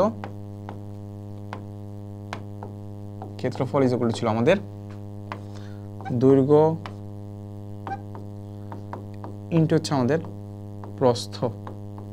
ওকে, তাহলে এখান থেকে আমি যেটা পাবো যে এখানে আমরা লিখবো বা লিখলে আমাদের বের করতে হবে কি, প্রস্থ বের করতে হবে, রাইট। সো আমরা প্রস্থ ইজ ইকুয়াল টু কি পাচ্ছি, প্রস্থ ইজ ইকুয়াল টু আমরা পাচ্ছি ক্ষেত্রফল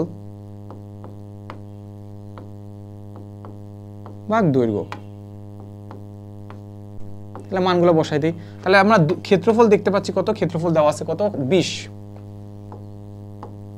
আর দৈর্ঘ্য কত দেওয়া আছে 5। তাহলে আলটিমেটলি কাটাকাটি গেলে কত হবে, 4 মিটার। সো তোমরা মাঝে মাঝে তোমরা আগে হয়তোবা এটা জিনিসটা হইতে পারে যে আসলে তোমরা কি করতা, তোমরা আসলে এরকম কাটাকাটি করতা, এরকম কাটাকাটি করে 4 লিখতা, বাট এখন এটা অ্যাভয়েড করার চেষ্টা করবা। কাটাকাটি করার খুব একটা প্রয়োজন নাই, বাট তোমাদের হয়তোবা স্যারও ইনকারেজ করতে পারে যে আসলে কাটাকাটি করো, বাট কাটাকাটি সামনের দিকে যত যাবা দেখবা যে আসলে কাটাকাটি করলে আসলে ব্যাপারটা খারাপ দেখায়, প্লাস হচ্ছে সারা দেখে বলে যে মানে আসলে বোঝা যায় না, যে হিজিবিজি হয়ে যাচ্ছে, ঠিক আছে। এরপরে আমাদেরকে বলে দেওয়া আছে, দেখি আমাদের কি বলে দেওয়া আছে, যে একটি বাক্স যেটা আসলে 20 সেন্টিমিটার লম্বা, 10 সেন্টিমিটার প্রস্থ এবং 5 সেন্টিমিটার উঁচু। তাহলে বলছে 100 খানা বাক্সের আয়তন কত। তাহলে একটা বক্সের আয়তন বের করি চলো। তাহলে একটা বক্সের আয়তন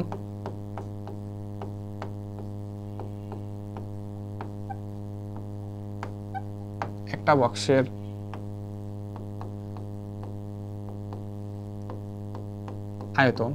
বক্সের আয়তন আমরা দেখতে পাচ্ছি কত হবে, দৈর্ঘ্য প্রস্থ উচ্চতা কি করে দিব, গুণ করে দিব। তাহলে দেখতে পাচ্ছি 20 আর দেখতে পাচ্ছি 10